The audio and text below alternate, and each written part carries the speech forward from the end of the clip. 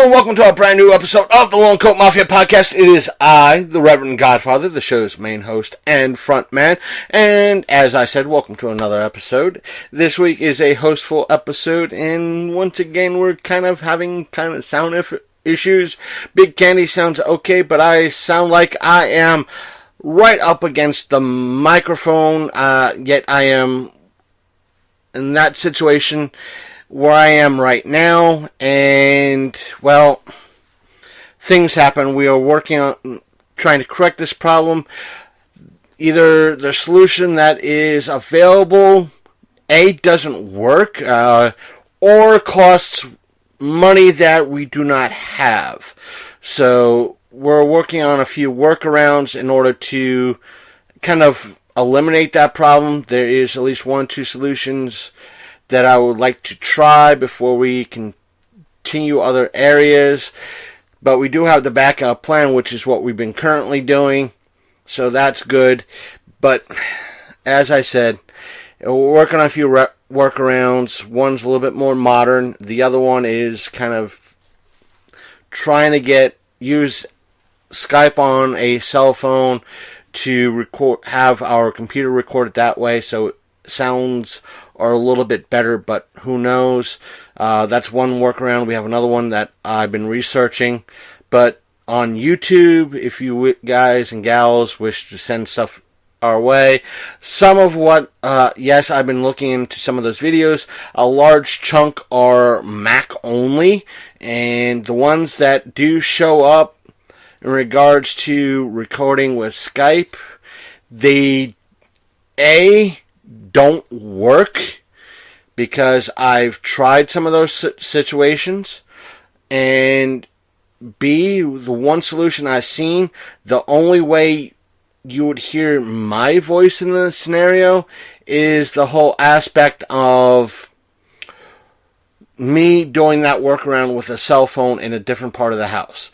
And another workaround that was shown to me using Windows and recording through Audacity is they were using a headphone mic, and they kind of neglected to tell you what the settings were that they used in regards to the Audacity settings. And when that particular person did give the person gave the settings what they did in Audacity, but neglected to show the Skype call. They claimed they were able to record Skype calls. And when I tried it using the microphone that I have and the setup I have, it did not work. Yet I did find one solution that seemed to work differently that I have to try. So sometime this week I might ask for a guinea pig, or in a way, in the nicest possible way, to kind of test that setup. But I might wait until next week to do it. That way our interview that we mentioned in our show is able to come in, and it's a good safety net that in reference to what we're using. Again, a lot of the better versions that a good number of people have recommended are paid versions, and I don't have the $50 to $60, if not more, for the better versions. So, and that's kind of tough on me being a low-income podcaster. So I do apologize for that. So I'm going to leave you guys and gals be.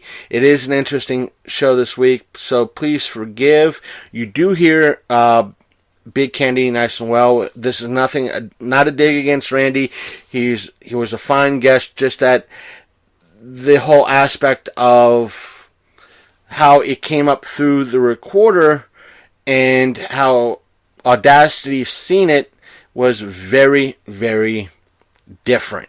So I was able to hear him nice and loud, but when it came through in Audacity, it was very, very low. And it was a real pain in the ass last week to try to boost him so everybody could hear him and keep me low enough so I didn't seem like I was really on the mouthing the mic so to speak, like it is in this episode. So please forgive. We are working on a solution. Hopefully within the next couple of weeks we will have this. But if you make it this far, please be advised that if you wish to discuss things further in regards to how to help the show or anything like that, so we do have a meetup January 2nd at the library's Pop Culture Show. We'll have a booth there. You could all of you could discuss things with me in reference to the best solution. I will have my laptop there. You could even show me the solution. We could talk things out in regards to how to make the show better. That's part of the meetup. So I'll be there between 10 and 4, or maybe a little bit shorter depending on the weather. I've been hearing several reports that it's going to be nice and sunny and pouring down rain. So we'll see what happens this Saturday. And let me step back and let the Skype call and our hostful begin. But one small thing. We did get cut off about right in the middle of talking Star Wars. So you'll hear Big Candy kind of go into a small little point, and all of a sudden me screaming, fuck. So that's the one major edit that you'll hear. It's just, you're not going to hear a click of there was an obvious edit, but you'll kind of hear it. So I'll leave it be. I'll step back, and here is the Skype call. See you guys and gals on the other side to share the usual information. But I will say this.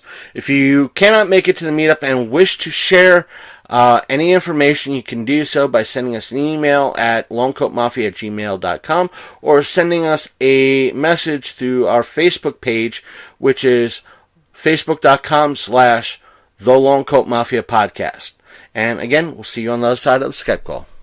Alright, folks, welcome back. I hope you enjoyed the little bit of an intro. We have a lot of plans to let you know in on.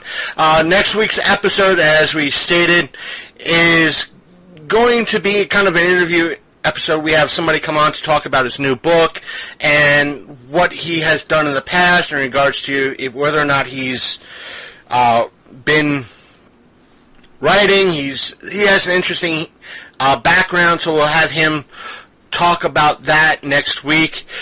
And next week as well is our event at the Martinsburg Public Library, so we might be, depending on the weather, because some reports are saying it might rain, or it might be like what today was here in our area, which was for the bulk of the day, sunny, hot, muggy, and around about 6 o'clock it's going to probably rain. So I hope that's the case. That week we can have a nice day out. Event at the Martinsburg Public Library's Pop Culture Show. Come on down, meet up with us, and let the library know that pop culture events are not gimmicky, for one. Number two, podcasts are a thing. Please be polite while you're there. And they're going to know it's me anyway, so who gives a fucking shit? So, they already hate my ass. So, and with me today is Big Candy. So, what's up, Big Candy? How are things going? Well, my Caps won. Yay! Yay! So by the time this airs, we'll be on to playing Game 1 of the Stanley Cup Finals. So we haven't been there in 20 years, and I'm looking forward to that, and that's about it. Yeah, that means my feet is going to be blown up like fucking... I'm going to hear stuff like fucking Caps. Fucking fuck. I might get one or two. Go Caps! Oh, it's funny. There's a bunch of Caps fans coming out of the woodwork now, but that's okay. That happens with any sporting event. You get one. But kind of first things first, I want to get into. We had two interesting, I want to say, fan reactions through Twitter. One we'll get to in a little bit because it's more Star Wars Han Solo related. So we'll get to that one when we're covering that whole fucking shit show. And we'll let you know if there's going to be spoilers or not in regards to that. But more than likely not. Yeah. So, but first, we had this is the good interaction that we had. It was from somebody on Twitter. I don't know if male or female, so I'm going to say it. I'm going to try to use the more generic person and so forth and so on. This person is going by the name of Lucidity, and for some of you who might recognize that name, I think that person used that same name way back when we did a creepypasta reading. As some of you might, who've been listening a good long while, know we do creepypasta readings. We do. We read them rather poorly, even though we do give credit where credit's due. Lucidity wrote the Shadow Man challenge that we read, I think, 2-3 months ago. And this person contacted us through Twitter, said it came off very, very cheerful. And you know what? I'm going to bring their tweet up. They deserve kind of a shout out. I don't know if I'm going to let them know, but they deserve a shout out nonetheless. It was, let's see, pull them up. Yep. Let's see here. It said their initial tweet to us in regards to, it was April, so it was like 2 months ago that we released it. Yeah. They said, their initial tweet to us, "Hey there, this is the original poster of this story. Thanks so much for reading this, and I'm glad you enjoyed it." And they told us that, I gotta at least like this. They said, "It seems like it's late. My story has blown up, though it all happened in April, so I missed it in its prime, sadly. However, I'm still at work at creating even more writing, especially books I'm working on." So it was all positive. It wasn't like they were mad at us that we read it. They were happy that we read it. So it was like, "Yeah, you read it." Like, yeah, we get just back to you, letting you know, "Hey, cool."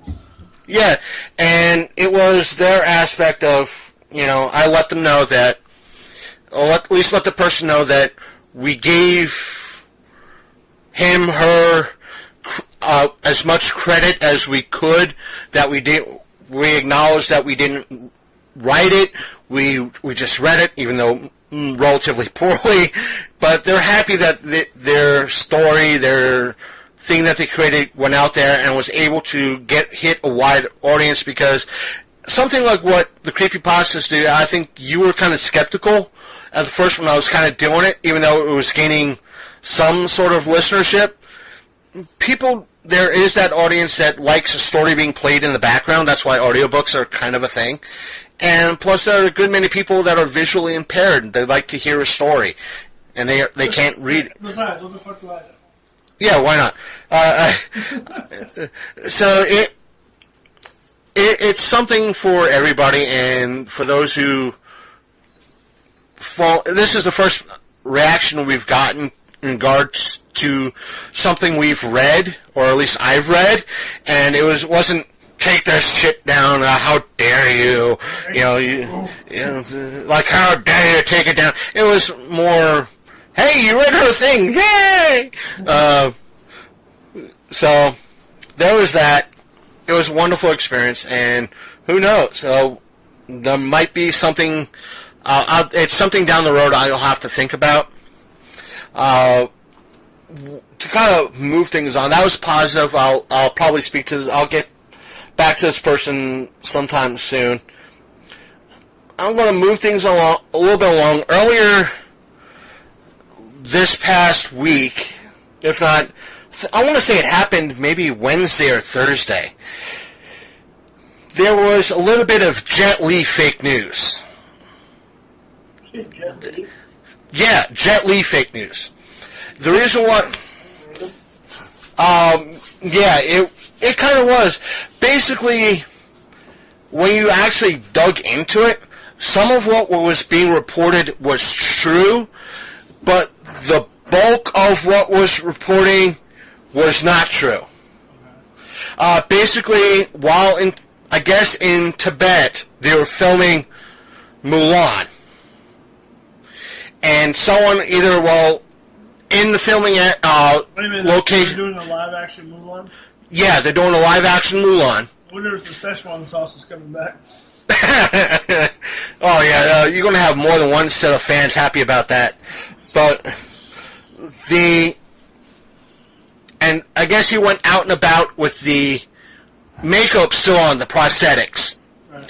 And him trying to at least be a nice guy to the fans, someone took a picture with him in the makeup, and I guess somebody else seen it, made an Instagram post about it saying, "This is Jet Li now," and he has something to the effect of, "We met up with Jet Li. He has hyperthyroidism. This is him now. Feel old yet?" And places like BuzzFeed, and it blew up on Facebook. People say, "Look how sickly he looks." Yet when you dug deeper about the photo itself, not the cutout Instagram screenshot, you found out it was him in Mulan makeup and prosthetics.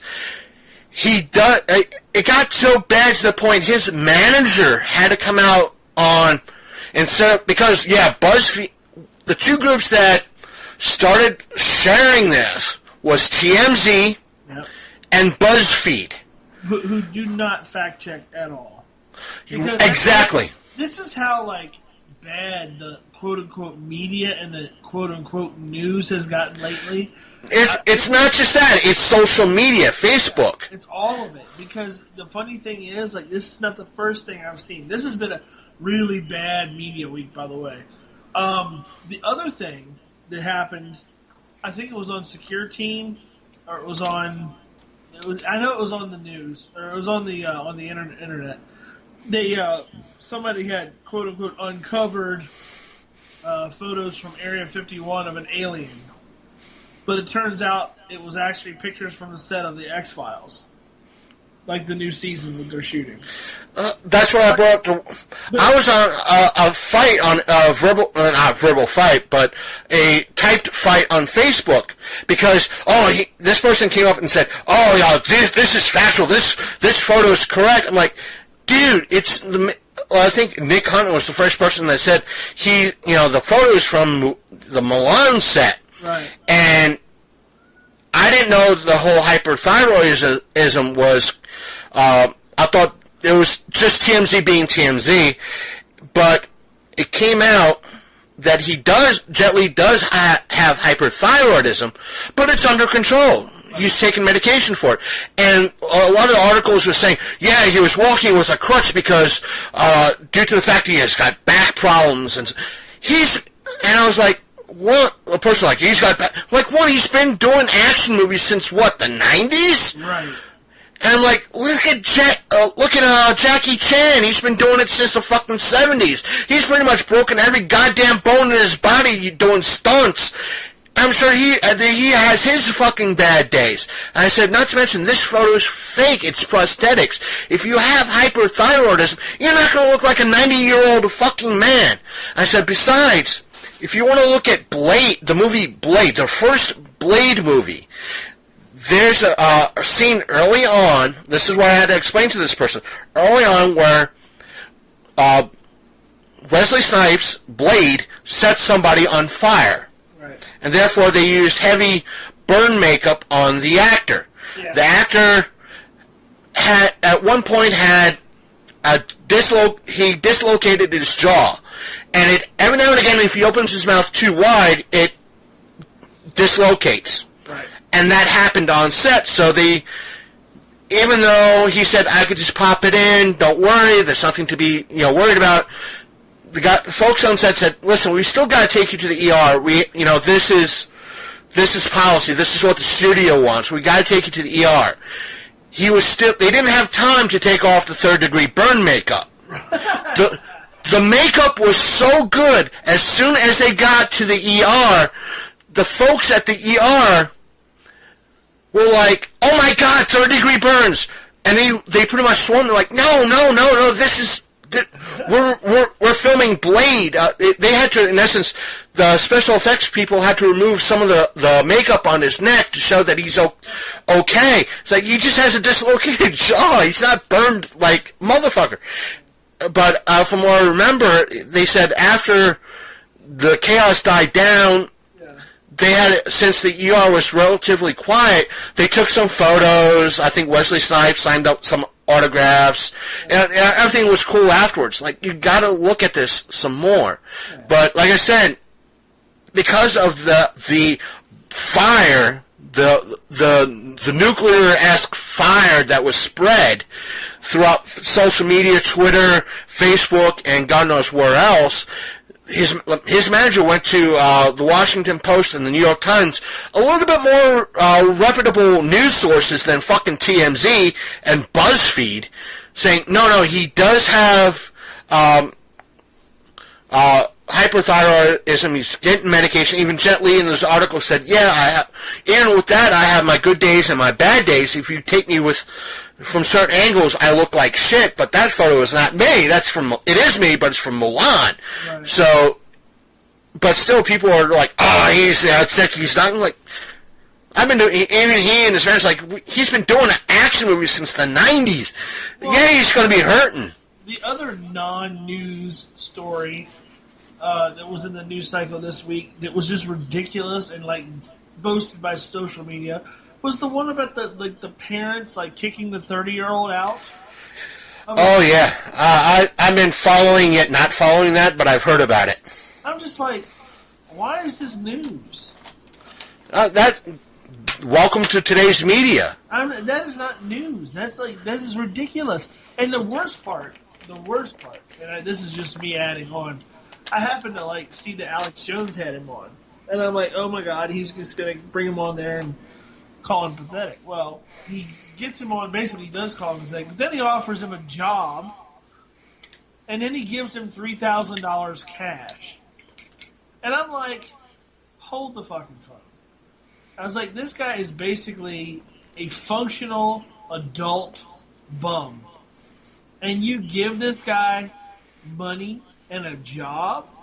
Like, what? Are you stupid? It's not like to use the Wayback Machine that bum with the amazing voice. He was an actual even though he fell on hard times, he eventually picked himself up after that incident. Yeah. But he was working radio, and that's something different. He was legitimately bum. He fell on hard times due to several things, and the media ran with it. That's different than this 30-year-old, if you want to use it, man-child, right. Because he lived at home, he didn't want to get a job, and he didn't want to contribute, if he did have a job, right. He didn't want to contribute to any of the fucking bills that his parents did. Yeah. Now, I know both you and I, at one point in our past, lived with our folks, but you and I'm sure you did, I know I did, contributed to the bills. Oh, for sure. In some way, shape, or form. You help pay for food. You help at least let me handle the cable bill and the electric. Yeah. Well, yeah. But you know what I'm saying. First got married, we actually had to move back in with my parents, and just because we couldn't afford to live on our own, and we saved up for a couple of months, and then we got our own place, and we've been here since 2009. 2010? Yeah. We've been here since 2009. Or 2010. So, it just...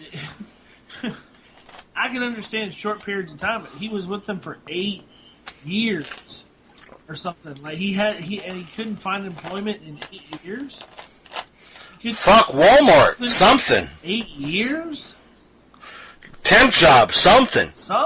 And I think the fact of the matter is that they hadn't said anything to him until just this past October. Like, hey, okay, so it's been a while. You should probably go now. And, like, he just refused to leave. And it's like, no, dude, you've been sponging off your parents. You've been, like, making them into your slaves for, like, the last, 8 years. When they tell you to go, man, you gotta go. I know this is after going to community college and all that, when I first got a job, yes, it was a rinky-dink part-time type job at the local mall down in Florida as a customer service rep, the first thing I did to ask my parents is like, at least let me handle the cable bill. They did everything else, like, let me handle the cable bill, and that's the bill that I handled, for the longest while. That way, I was helping at least with something in the household. And plus, I helped buy some food for the house. Not so much for me. Yeah, I bought, if I wanted McDonald's or something like that, I got McDonald's for myself. But I'm talking about, we got to go to the local supermarket and get some food. I helped pay. Yeah. So it was me at least trying to be responsible, and I paid my section of the car insurance, and, I helped pay for gas and all that shit. So I contributed. This asshole. Yeah. The fuck? One, gives us a bad name. Yeah, no shit. Because he's sitting out, like, if anything, I can't find a job. Well, can you get a camera and at least try to be a YouTuber or a Twitch streamer? That way you can at least get some sort of income in. Well, what's really funny? Alex Jones offers him this job. Okay, Alex Jones offers you a job, you take it because, InfoWars has money. So, why not? He goes, right. I want you to go to New York. And he was like, well, no, asshole. He offered you a job. You go to New York. But you just do it. It's part of the job. I'd be like, my question. He was second guessing the shit. Oh, well. It's like, all right, that's when it's like, I'm offering you a job. I need you to go to New York. Okay, where in New York? No, when? When and where? City. When does the plane leave? All right. Because that's what I would want to know. It's like, okay, where in New York? Are we talking upstate, the island, the city? If it's a city, are you paying me enough for rent? Even though it'll be a shithole apartment at $1,500, $2,000 a month, yeah. I want to know I'll be able to at least afford the apartment and food. Other than that, I'll do whatever you goddamn say. If there's aliens in your tap dancing in your skull, I'll be, Yeah. What kind of shoes are they wearing? Right. Kind of being the Winston of Alex Jones. The original movie, when they're do you believe in ghosts, demons? I'll believe, if there's a steady paycheck in it, I'll believe anything you say. So. No, and that was just another part of the weak-ass news cycle this week that I just, I couldn't get over. I was just like, really? Is this all the news there is? What also came out this week was that the news that SmackDown is now going to, in essence, I've heard, it's mainly going to Fox. That's the main thing. I've heard the Fox affiliates, meaning the stations themselves. I've heard Fox Sports. I've heard 15 different aspects of where in Fox it's going. But for the baseline, it's going Fox. Well, the best thing they could do would be to put it on primetime, because if they put it on Fox Sports, nobody's gonna watch it, because not everybody gets Fox Sports. You want to put it on a channel that everybody gets. You can put commercials with it. It gets that commercial appeal. And then you also want to make sure that, if you're going to have a show on Fox, then you're going to have a lot of good storylines, and it's going to have to be basically entertainment value. Well, according to a lot of, I'm sure you could agree that for the most part, SmackDown over the past couple of years has been the resident of I want to use a polite term, vagabond. They've been on Spike TV, they've been on USA, they've been here, there, and everywhere, for the most part. It used to be that SmackDown was the second-tier show, that Raw was the flagship show, and that SmackDown was the ugly little stepsister. But truthfully... Is she redheaded? Yes. Okay. In past years, the last couple of years, I think SmackDown has actually been a better product. That's just me. That's what I've been hearing, that SmackDown has gotten better over the past at least year to 2 years. Yeah, especially with Daniel Bryan when he came on as the GM. Now with Paige as the GM, and then you got a lot of the bigger stars are on actually SmackDown now. So to me, I think SmackDown is the bigger of the two. I mean, like, well, not the bigger of the two, but the more entertaining of the two. Right. Because Raw, you have a lot of your major storylines happen. Anything involving like Lesnar or Ronda Rousey or like anything that's going to be like main event status, that's usually going to be on Raw. Any of the like major like ongoing storylines, that's a Raw thing. And that's what I've been hearing. I've been hearing that since I haven't been really following wrestling, I did cancel my WWE Network account simply because I've been just watching the pay-per-views, not the Raws and the SmackDowns. So it's not really been worth me keeping up with the app. So I did drop it. I didn't have the $9.99 a month anymore, so it had to go. So even with the pay-per-views, which were like hit or miss, and which I don't get to actually watching one because I'm not home. So like, it just wasn't worth it for me.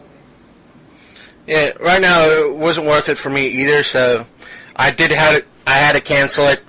I think maybe Monday's my last day with the network officially, because they keep you, at least they keep you into the end of the month, the billing cycle.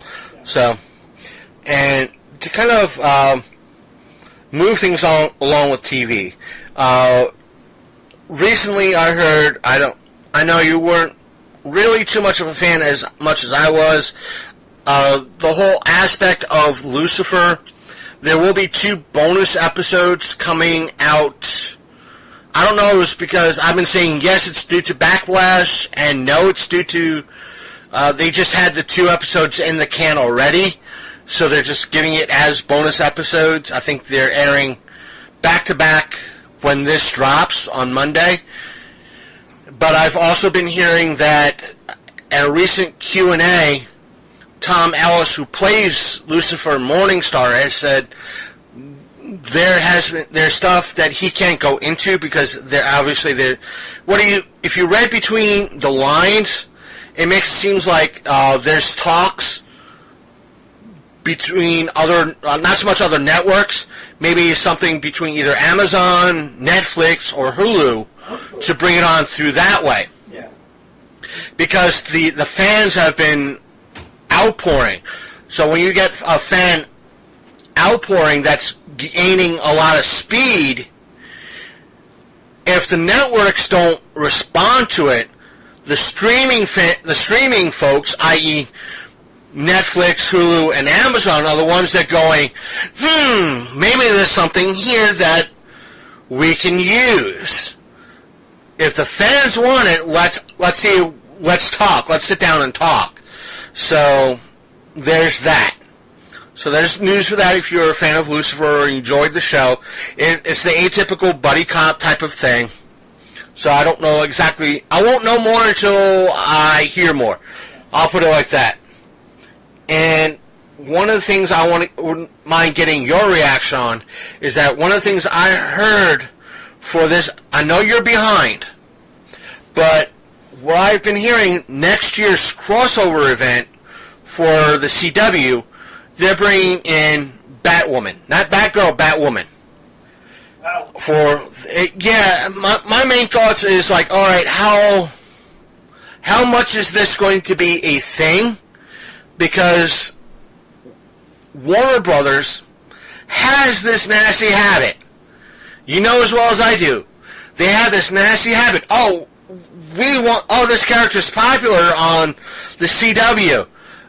So sorry, Charlie, we're going to steal that. You can't use that character no more. And this is outside The Flash. Because The Flash TV is successful, they're trying to make a movie aspect of it as well, but every other character is like, Deathstroke is popular on the CW. Let's move him to the movie universe. Oh, guess what? You guys can't use him anymore on the CW. So my guess is they barely. Go ahead. That woman as like of all the characters that they could pick from to put on like a show and have it be interesting, why would you go with that woman? I guess they're trying to go as close to. Now you gotta figure, Batman is a 4-letter word on the Arrowverse. They cannot use it whatsoever. They can use Bruce Wayne up and down, day and night, but they can't have Bruce Wayne on the show, any CW show, any Arrowverse show. They cannot have Bruce Wayne. They can't say Gotham. They could probably say Gotham, but they can't go to Gotham. I mean, think about all the characters that they could use. Like, there's a multitude of DC characters out there that are way more interesting.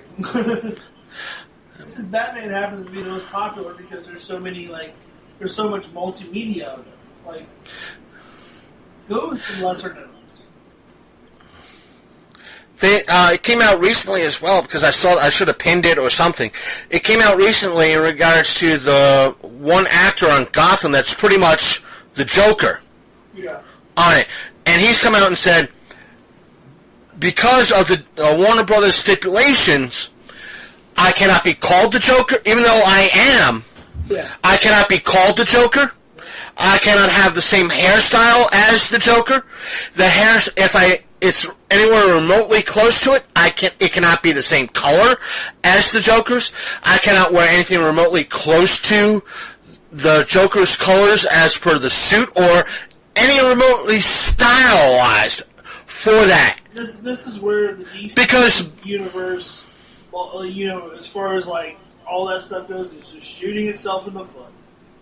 It's bad enough that even though show-wise, we said it before, show-wise, and for the most part, kind of animation-wise, DC has been phenomenal. Yeah. Movie-wise, they suck. Garbage. I'm so sorry I bought Justice League. What a waste of money. But it's almost that bad. That's my first thought when it came up, when I shared, it's like, how long will we see this character if it's a reoccurring character? Granted, I know we haven't gotten that fan interaction in regards to it. Yes, there has been a Superman-esque or a quasi-Superman. I'll say it's that. He has the suit. They've called him Kal-El, but they haven't really called him Superman on Supergirl. But they haven't really said it. They don't really bring it up when you do watch it, and it's like, yeah, my cousin works with this rich playboy who has a bunch of gadgets and family issues. Here's my thing, though, and would you agree with me on this? The smartest thing that they could do, because nobody's doing it, and the shows would be so much better for it, stay away from the major properties. Let Warner Brothers have their shit. Tell them to go fuck off. You want to keep screwing up Superman? You want to keep screwing up Batman? You want to keep screwing up Aquaman? Knock yourself out. Why don't they take on the other properties, other things in DC, things that nobody's touching right now? Some of the lesser known. Some of the lesser-known villains, some of the lesser-known heroes. There's a multitude of shit in DC that you can take on. Literally take that stuff on to where they can't have it. To where it wouldn't make sense to have it in their movies. And then they could have shows forever. But that's the thing. Look at Deathstroke. With the major, the mainline properties. It's stupid. Look at Deathstroke. Look how popular he was on the CW. Right. But look what happened. We want him. I guess it was because he was so goddamn popular in the CW through Arrow. Yeah. They decided, let's put him in Justice League. Yeah, that's fine. And because they put him in Justice League, they said, you can't touch Deathstroke because we want him in the movies now. Well, that's fine, because guess what? They already did what they had to do with him on Arrow. So, moving on. Now, here, you can have him. Go, have our sloppy seconds and go fuck it up. That's how I look at it. As much as I would like to see more Deathstroke on, the CW, who cares? It's been done. Right. Even though you're right, he's kind of played out on the CW, but if they want to bring him in as a one-shot or something along the lines in the next season or two, they can't. They can't. Move on. Do something else. Do anything else. Like, just, why keep harping on the same characters? Like, okay, I guess like the fact that the Flash has had stuff like Gorilla Grodd and like you know some of the villains like even Captain Cold and stuff like that on the show. I mean, that's amazing. And I kind of like what the aspect of who they chose for Captain Cold. Oh yeah, that guy's cool. And what he had. That's my personal thoughts in regards to what they're doing with him. It's not they have him as the alternate version of him, or the Universe 26 version of him is even though in real life he is part of the LGBT community, right. He is that, but it's not, they're not really pushing it in the writing. They're like, they kind of touch on it, but they don't touch on it. Yeah. Captain Cold is still Captain Cold. Yeah. I mean, and here's the thing, like, okay, why doesn't they, like, the CW like fuck with a property like, say, Booster Gold? I don't know. It's. I think that would be a real good property to fuck with. Well, right now they have, at least on Flash, they have the elongated man, right. Or they're going with that aspect, which, for the most part, is a good idea because it's a character that's really far removed. Yeah. But they're kind of using him in the right way. And I think a lot of, at least in this current season, it's mostly the diehard fans, because to overview this season, it was about the Thinker.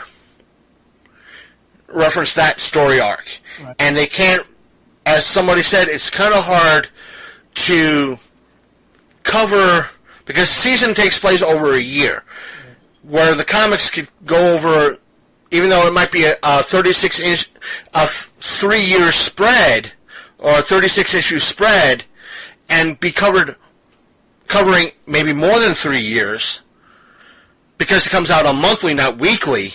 Right. It's easier to kind of flush them out that way than it is in a 45-minute episode over 12 weeks. True.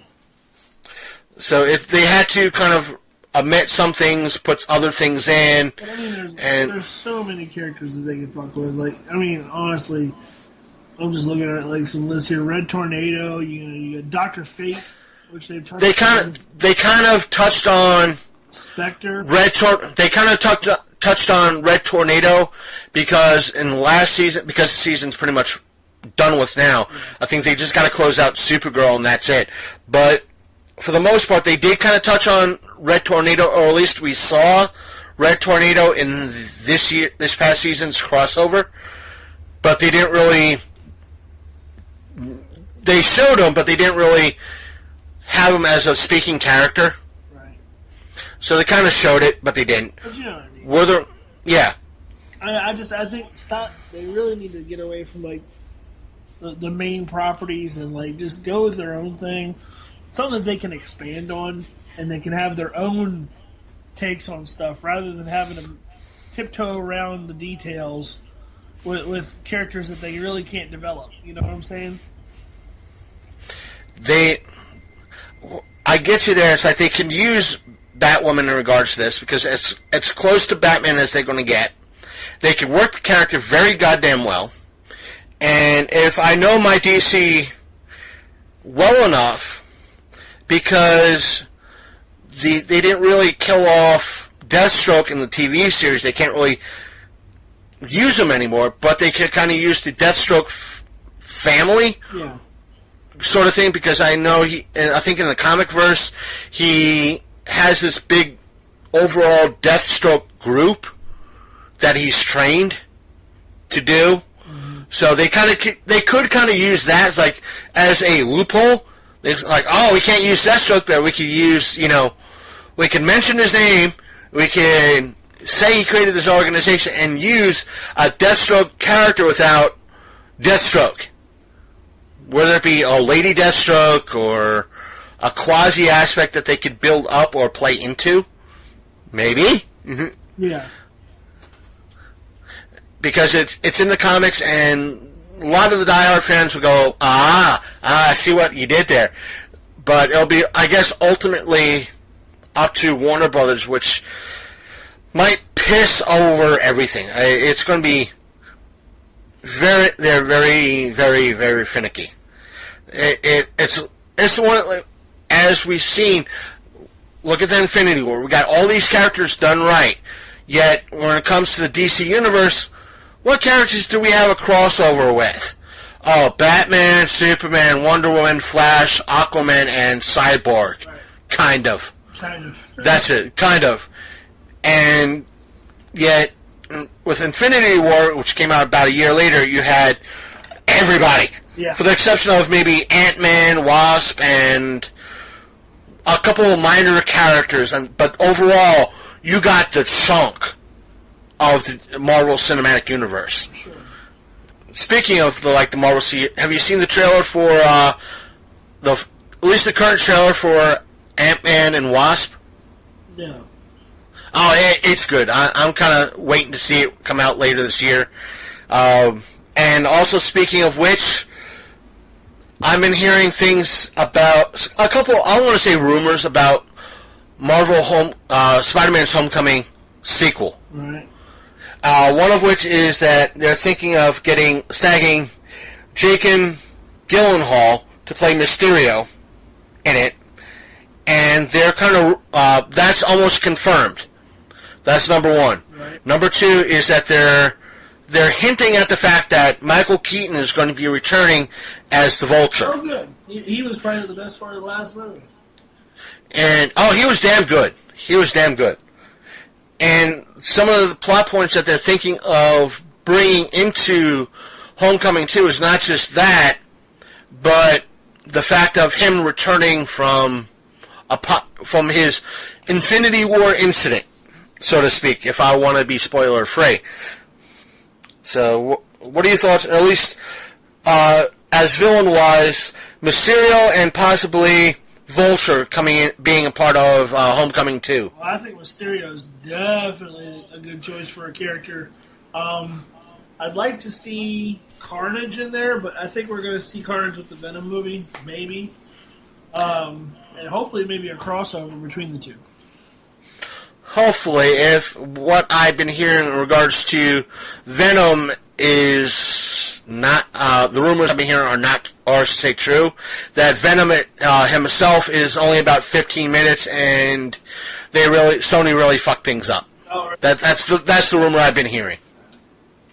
So we'll see when that comes out. Yeah, we'll see. And I'm going to say this right now, before we go into our next topic. Yes, I'm saving the solo thoughts for last and the solo bullshit for last, folks, because reasons. It's my choice. It's our show. I want to save it for last because there's a lot of other interesting things I would want to get into first than that horseshit.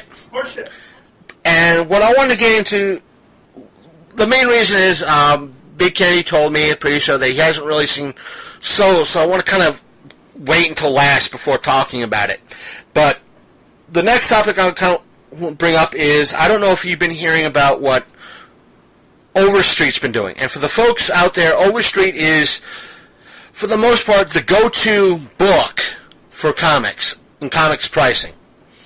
And for me personally, they're a little bit confusing to look at sometimes for those prices, and they're a little bit on the high side. But I've been forgetting this.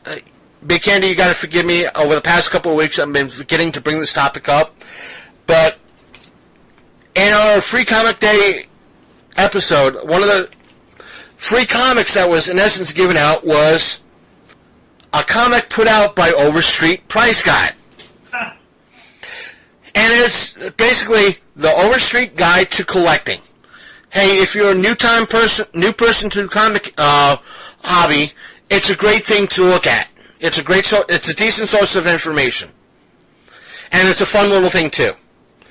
But one of the things that or I should say several of the things that I want to get your thoughts on, and is the aspect of the new books that they're, I think, coming out with over the next couple of months or next year. And besides the fact their comic book price guide and their, I guess the Cliff Notes version of the comic book price guide, because it's the bigger version of it, or a thicker version of it. Yeah. If I'm looking at the back page ad right now.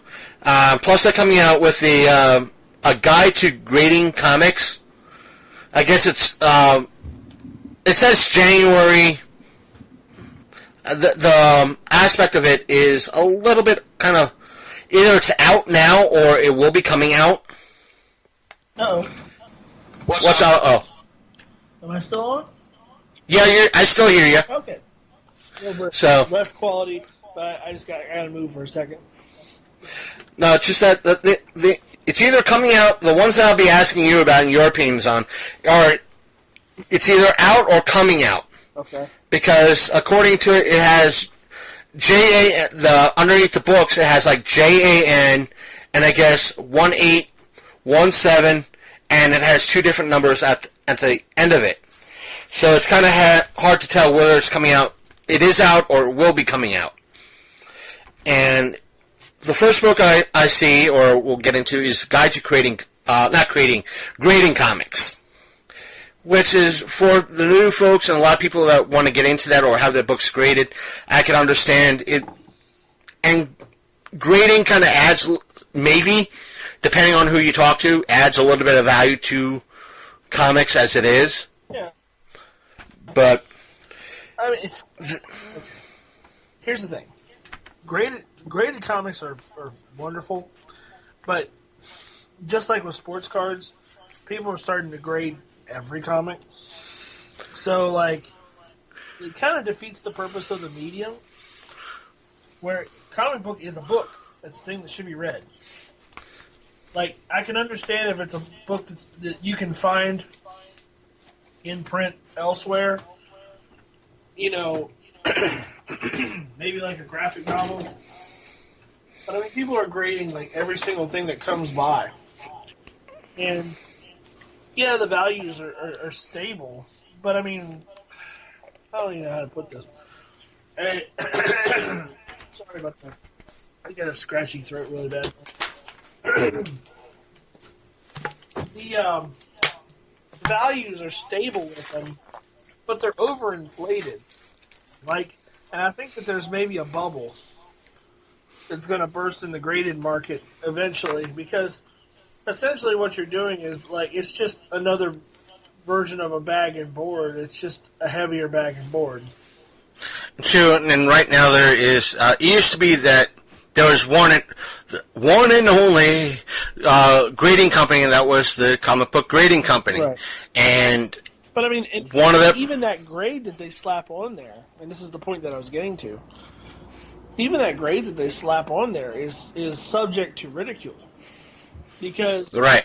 I mean, people have opened up, graded copies of things, believe it or not, and found that there's many errors, there's bleeding through on the pages, there's a lot of things that they didn't see.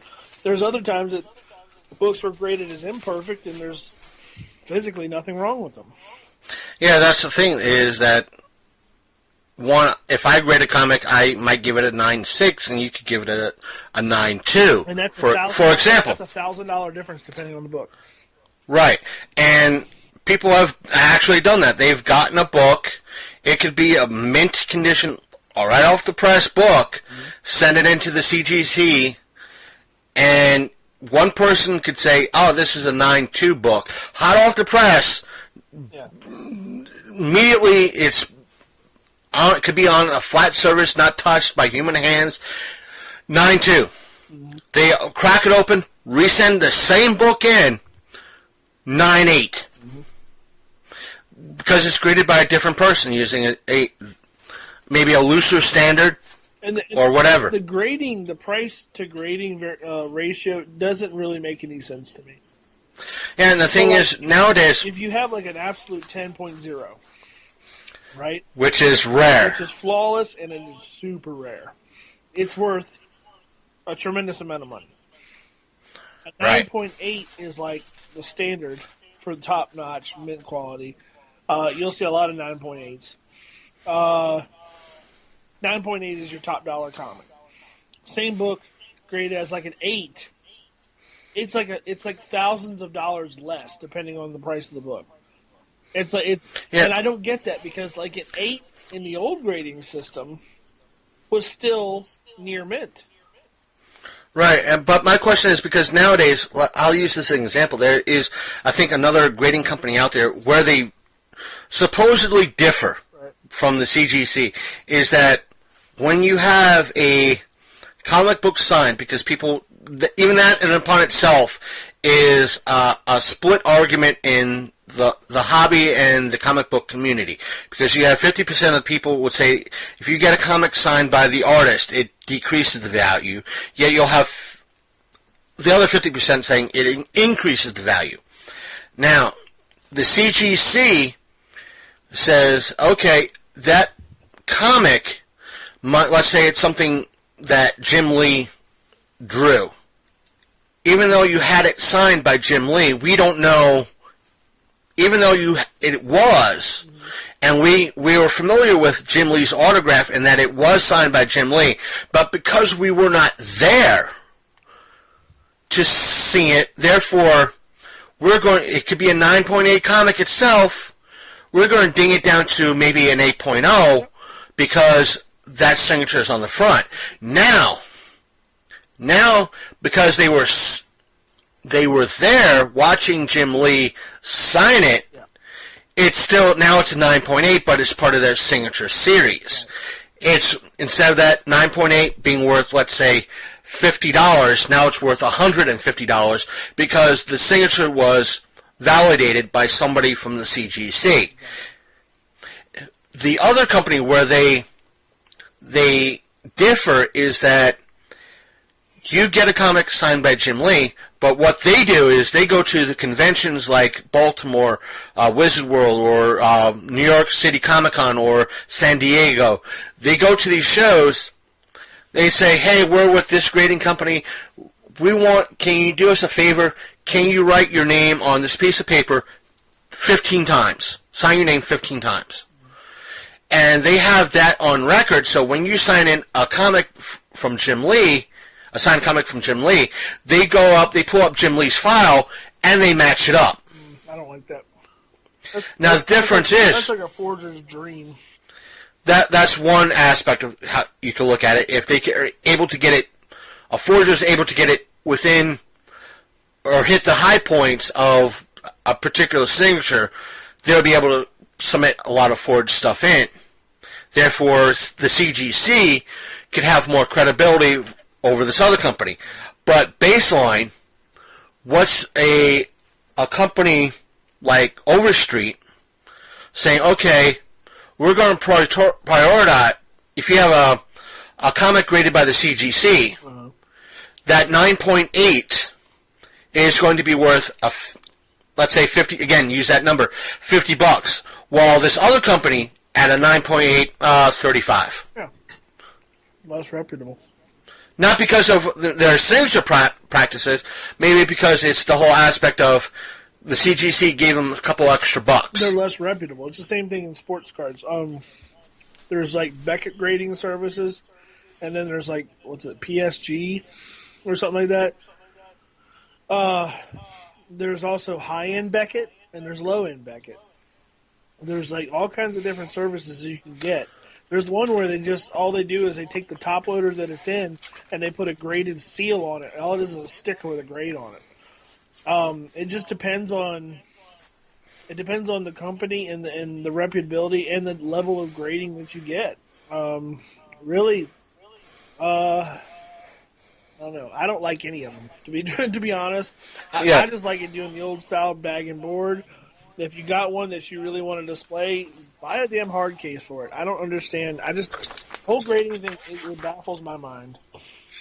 Yeah, they do make CD, what some have called the CD jewel cases for comics, which is pretty much a only comic-sized CD jewel case. Yep. Now, another one of the overstreet price guides, or guides to, if they want to call it that. I guess I'm marketing it towards mostly a guide that they might be offering. According to a lot of the descriptions that they have in this little promotional comic, it sounds like they're offering some prices, but not a whole mess. But the next one, I'm going in order from right to left on this back page, is the Overstreet Guide to Collecting Horror, which is, again, according to the little blurb in the comic, it's mostly, we're going to give you about posters, movie, the stuff that can be collected in the horror genre. It sounds exciting. I just don't know. With any, is it a price guide or is it like a guide to? I guess that's what I want to know more. I have to wander up to Books A Million to actually see if they have one in stock and actually look through it and breeze through it to see if it's a price guide. Because when they talk, we'll get into thoughts in a moment, but they're talking about, they have one out, it's the bottom of the list, the Overstreet Guide to Collecting Tabletop Games. And what they have listed is basically an overview of what they'll be covering is like actually board games and Yu-Gi-Oh! But the hinting at is that they're giving a little bit of a price guide into it. Okay. But it's kind of hard to say. It says what I'm guessing, to read this. I've seen things like it before. I want to say is it Krause Publications puts out stuff like that, or I have one of them around here somewhere. But it is essentially a guide. I think I have one of the Matchbox cars, where it basically it gives you an overall guide to the years and what came out in those years and what to expect and condition of the boxes, the different types of boxes, the different variations, country wise, where they come from. It's like what the bottom half of I won't say half, but the bottom part of the article, at least in the book, says, in regards to the tabletop, it says, this book will be looking at the various types of tabletop gaming and the history and impact of each of them, as well as the obviously examining what exactly it is about board games, role-playing games, or card games that would qualify them as a collectible on their own. We'll be talking with some of the most influential people in the industry today about what makes tabletop gamers tick, as well as with many collectors themselves about what drives them to stack their shelves with the tools of the trade. But they've kind of hinted in some of the articles that it might be a slight price guide. Maybe. Well, I don't know. I'm sure they'll hit at the values. As far as an absolute price guide, I don't know. That stuff fluctuates pretty hard. Especially horror stuff. It all flavor of the month, really. It doesn't really some of the stuff remains high. Some of this the 60s and the 70s stuff and things like that. Some of the DVD prices remain high because they're out of print. But that's I don't know. And it's kind of hard to say. Like you said, with horror, I'm not really into the horror collectible aspect, even though I do have some horror collectibles. Right. It's, as you said, it's kind of hard to play certain things. Yeah.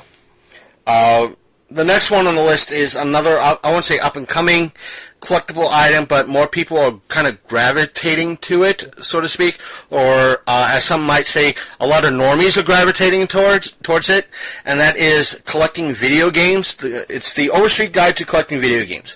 I guess because a lot of people are now seeing that, or at least the retro market, gaming market, in regards to video games is becoming a thing, or more widespread, that more the average people are inquiring about it. Yeah. So who knows? It's something that I doubt they're going to go into prices on that, but it might be an interesting thing to look at and to read because, but I want to say in regards to that, you don't really need an Overstreet guide. It's something for somebody that needs something on the shelf. There are plenty, in regards to at least the video game market, there is a plethora of YouTube creators that talk about the video game collecting market. Yeah. Like them, hate them, whatever. There's a bunch that are willing to talk to you as a normal person about collecting video games. Yeah. I mean, and there are prices as far as video game, like, exaggerated prices go. I mean, they get pretty high. Yeah, because of some of the people I've spoken to that enjoy the collecting aspect of things, it's due to the effect of the actual price and the rarity of the games. Oh, yeah. There are some dealers that they don't know what they got. They just on eBay. Yeah. No, you can't do that. You're not eBay. You always know somebody that doesn't know shit when they go, well, on eBay. Then put it on eBay. Yes, I'm going to use them as a reference. Even Always Pat Contry. Reference, but don't quote it. Right. Pat Contry, who does the Not Unnecessary podcast, has done many flea market videos where he's gone to people and like, all right, how much is that particular game? Not so much expecting that it'd be a cheap price, but it's like, have this dealer at the flea market say, it's $40, that's what's going on eBay. And you kind of hear, oh, really? You realize you're not... You kind of hear him like, no, thank you. But the commentary over the video that he chimes in afterwards is like, yeah, if you want to... don't go to dealers like this for stuff in regards to that, quoting eBay prices. If you want to get something off eBay, you get it off eBay, but you do your research on various forums first to see the real price it's going for. Like, there's a lot of stipulations why something is worth so much on eBay. Was that a high price? Was that a low price? Was that a medium price? Was that them like actually doing a middle ground between the highs and lows? Like, okay, here's a really good example using baseball cards, and I hate to keep using it, but it's what I know, of something that somebody would sell you in person for way too much money that doesn't go for a lot on eBay, but then sometimes it does. So there was a card, and I may have talked about this before. It's a 1990 Fleer Jose Uribe rookie card. Now, do you know who Jose Uribe is? Me personally, no. Nope, and neither does a lot of people because he wasn't very famous. He had a pretty unremarkable career. He's not going to be in the Hall of Fame. He just was like a journeyman that eventually I think went back down to the minor leagues after like a season or two. But his card is a little bit rarer in the 1990 Fleer set than the other cards. Somebody found this out, and they start. Now you can go right now and go in there and look. Somebody started posting Jose Uribe cards for thousands of dollars, and then somebody was stupid enough to start buying them, right? So there was people making a mint off of a worthless baseball card, and at the same time, they were also going for $1.95. So on eBay they were going for thousands, but if you went to a local Joe Blow's baseball card shop, they were going for about $2. Not even. On eBay, at the same time, one was selling for $1,500 or $899, or one was listed at $10,000. I don't know if they actually got it or not. Another one was selling for $1.98. Yeah, when I was saying $2, I was rounding up a little bit. My point wasn't that. My point was it was on the same eBay page. But the thing is, what you and I would agree on is that even if you went to a local person and that guy would be like, well, it went for X amount of money on eBay, you'd be like, yeah, it also went for $1.95. But the thing is, I think you and I would agree upon is that if it was an actual, let's say, Bo Jackson, for the sake of argument, that a magazine such as Tough Stuff or a Beckett might say, okay, the average between those two is X, so that's what the actual card is worth. Yeah, but my point being, don't trust eBay inflated prices because it doesn't exist. Like, right. whenever somebody comes to you and says, well, it's worth this much on eBay, it doesn't exist. Sometimes it's a fluke. Right. A lot of times people will put up shit on eBay for way too much money just to see if somebody's dumb enough to buy it, and they do. I saw a turkey sandwich go on there for almost $1,000.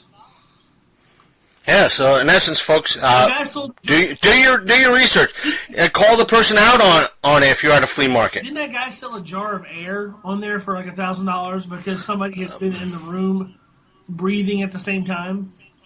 Might have. You might have to look this up. I don't remember who it was, but it was like, I think the Pope or something came through the United States, and a guy had a jar, and he like held it near the Pope, and like he sold a jar full of Pope air for like $1,000. That wouldn't surprise me. And the thing is, folks, don't really hassle the dealer at a flea market. But a lot of these people are just question them politely, meaning that, say something like, was it a legit, if it's something like a cartridge or whether it be Genesis, Nintendo, or other, ask them, is it actually worth that? Because eBay is not really a valid pricing source, number one. Number two, was it a legit cartridge? Does it work? Yeah, and does it work? Can you prove? And no. Yeah, can you prove? No. I don't want it. Right. It's also like another big one is has it been sitting out in the hot sun all day? Right. Both you and I have seen that with like cassette tapes and CDs and DVDs. Yeah, it's like really good. Oh, dude, why? Right. And the next one that they have a guide, Overstreet guide to, is the Overstreet guide to collecting comic and animation art. That's like page art and animation cells. Folks, let me just say this: as someone who does dabble in that particular hobby, there is mental math involved. Because let me say it like this: you have dealers that, when it comes to at least comic art, that could, I won't say vastly overprice stuff. The stuff might actually be worth that.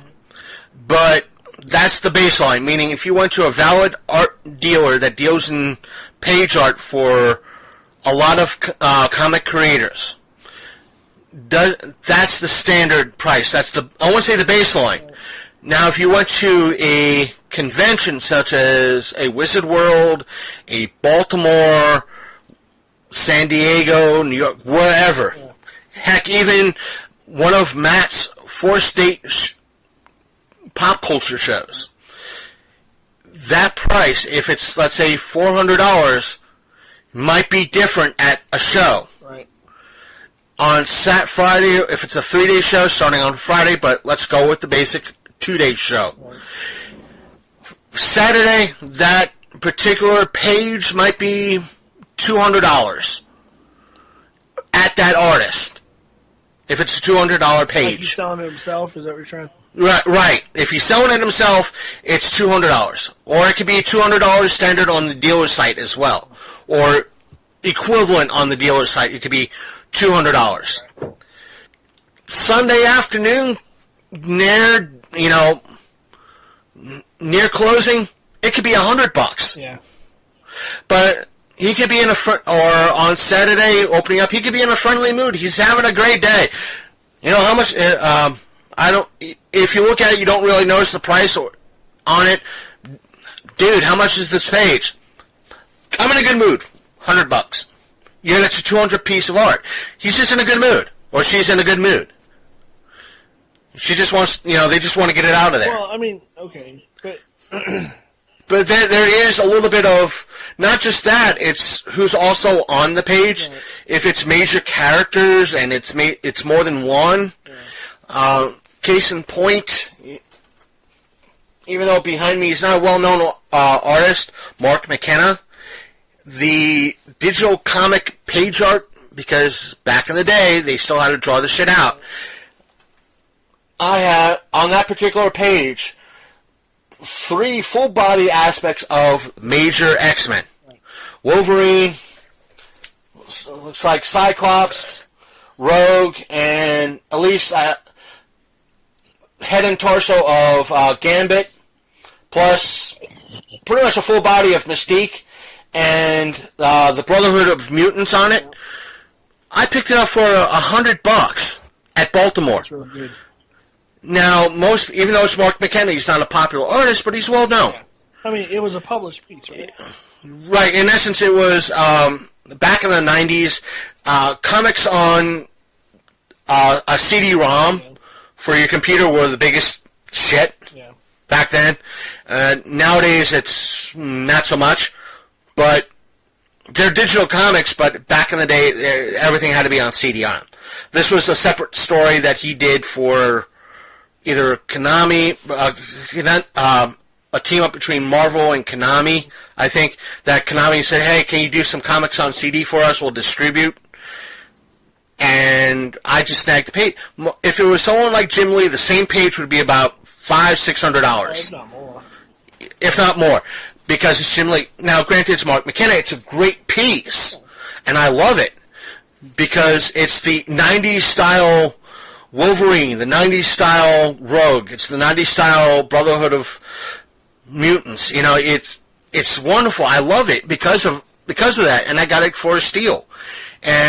Or I could say, look, as many as the fans fucking hate him, look at the Wolverine piece I got off of Rob Liefeld for $300. Yeah. And he had $600 on that motherfucker.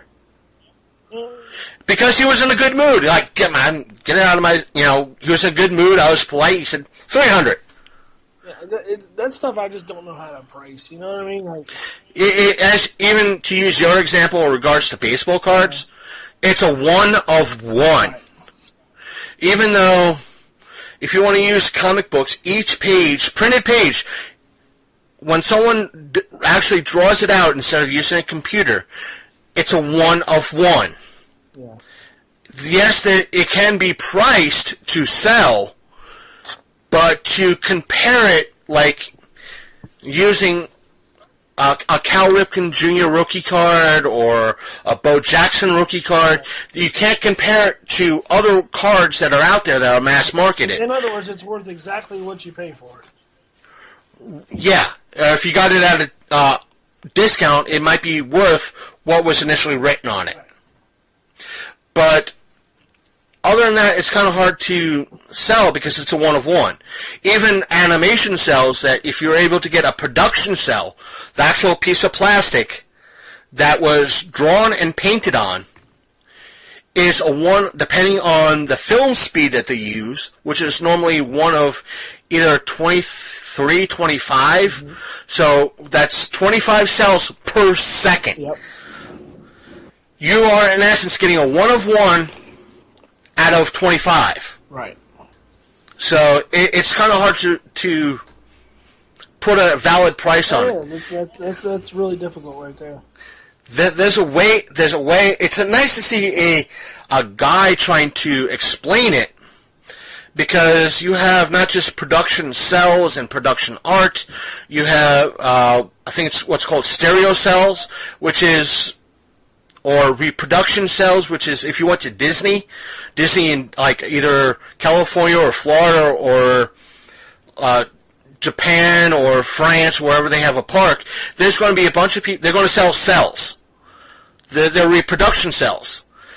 Therefore, that's a different price point than the classic cells that were, in essence, canned. Now, let me give you folks a history at home.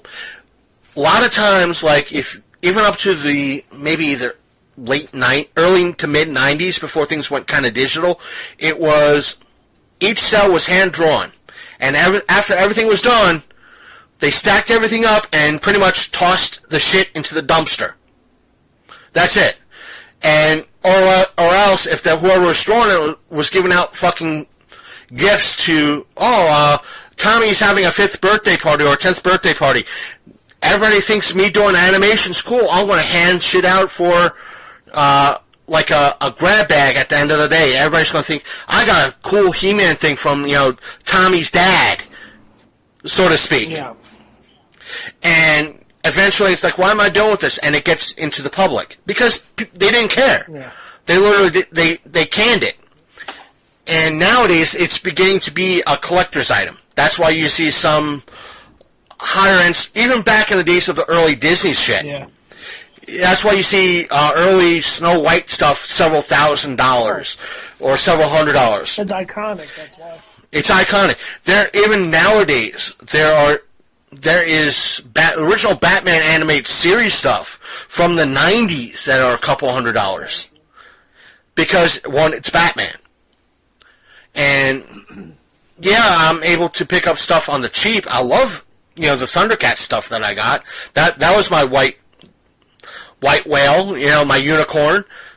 Getting enough funds to get those cells. My favorite is I got a original cartoon from the Teenage Mutant Ninja Turtles, signed by the voice actors and one of the creators. To me, that was more of a hoot than the actual cell. Yeah, right. Because it's not only a collector's item for me, it's more of a collector's item. I don't care if my name's on it or not. No. But it's kind of hard to actually price cells because of that one-of-one factor. Yeah, that's, I don't know. Stuff like that, I wonder if there's actually, I see a market, but how do you price it? Because even as, I'm not going to say as an artist, but as a fledgling artist myself, when I'm actually pricing my own work, I don't know how to do it. Right, and... when people are like, oh, that's really cool drawing, how much you want for it? I don't know, free? Because I don't know how to price artwork. And, I don't know how people, price production cells. I don't know how people price, pages. I don't know how they arrive at $600. You know what I'm saying?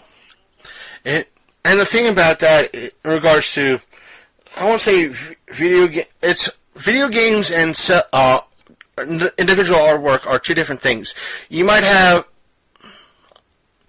see the collectors in reference to the video games more so in the bigger cities, but the market for cells and original artwork is more widespread. You're not going to see a community of page art collectors in New York City.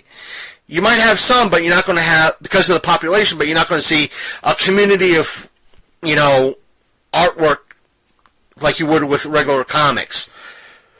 They're there, but they're not widespread. And it would have been one of those things that, when we spoke to Ken at this past, you okay over there? Why? Because I keep hearing something like tapping on the mic. Oh, I was wiping my screen off, sorry. Oh.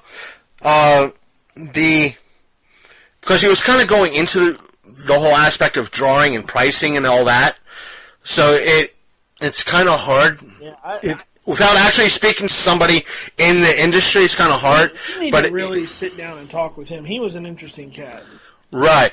And maybe this year, yeah.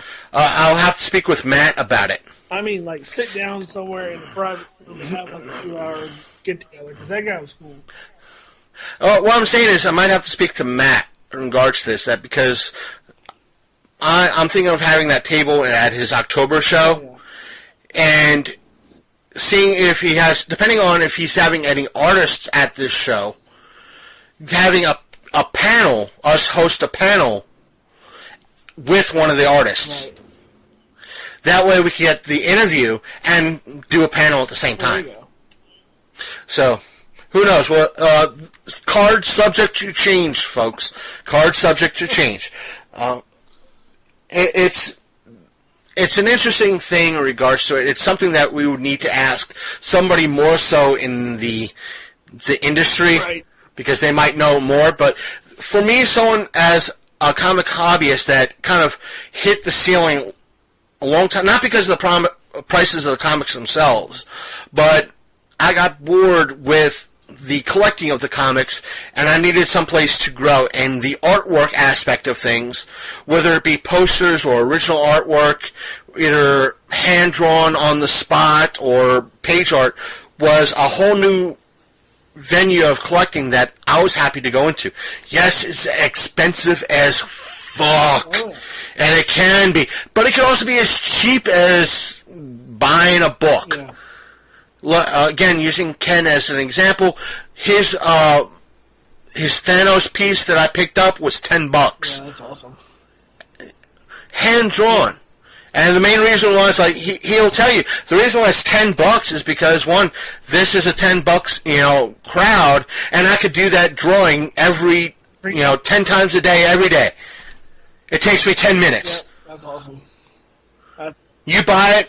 If a lot of people are asking about it, I'll do another one, and it'll be up in the same spot tomorrow. Yep. And the next one that they have listed here in the book is, or at least this issue, is the Guide to Collecting Movie Posters. Yeah. That is, again, depending on the area, it kind of is a thing, but it isn't a thing. And it's one of those things that some people like me that, this theater is selling movie posters for charity. I'm going to pick one up.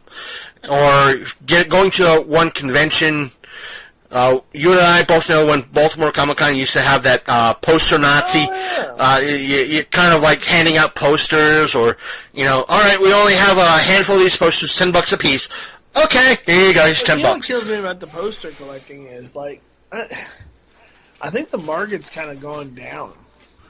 But even though there's kind of hard to find posters, but like you never know. I the mass marketed, like, ones that they actually give out, and stuff, the ones that you find at, like, conventions and at, like, movie stores and stuff like that, there's no market for those anymore. Like, the only ones that people will buy or collect are, like, the Mondo limited edition signed, the stuff printed, from, like, all that stuff. Like, nobody really wants, like, the mass marketed stuff anymore. The thing is, with current day, I want to say within the past, I want to go back 18 years, at least past 18 years. Right. With the popularity of the internet and sites like art.com and so forth and so on, which have, I think they have deals with the movie studios that you could buy both the single-sided and the movie theater light box display. These are actual movie posters. They're the same ones that the theaters gets, but you could easily buy them. Therefore, what you might think is a $10 or $15 or $100 or $50 poster is actually $20 or $10 because they're commercially available to everybody and their uncle and aunt. It's not like getting an original Goonies poster or a King Kong poster from the 1950s or whenever it originally came out, or a original Gone with the Wind movie poster. Those are rare. But again, it's one of those books that would be interesting to look at and see. These are relatively cheap. The guys that I don't think they're that thick because the guys that I'm talking about or we're bringing up are about between $15 and $20 a piece, roughly. So they're not that thick. And the last book that I want to bring up, because we already brought up about tabletop games, is The Guide to Collecting Concert Posters. Yeah. Here's the thing, folks. I could see there are people out there that print up, I want to say, possibly fake posters. Yep. Because I want to say, you might have posters saying, like, I want to pull, let's say Metallica, Master of Puppets tour. I'm not saying it's an actual tour. So for you Metallica fans, please forgive me. It was actually called.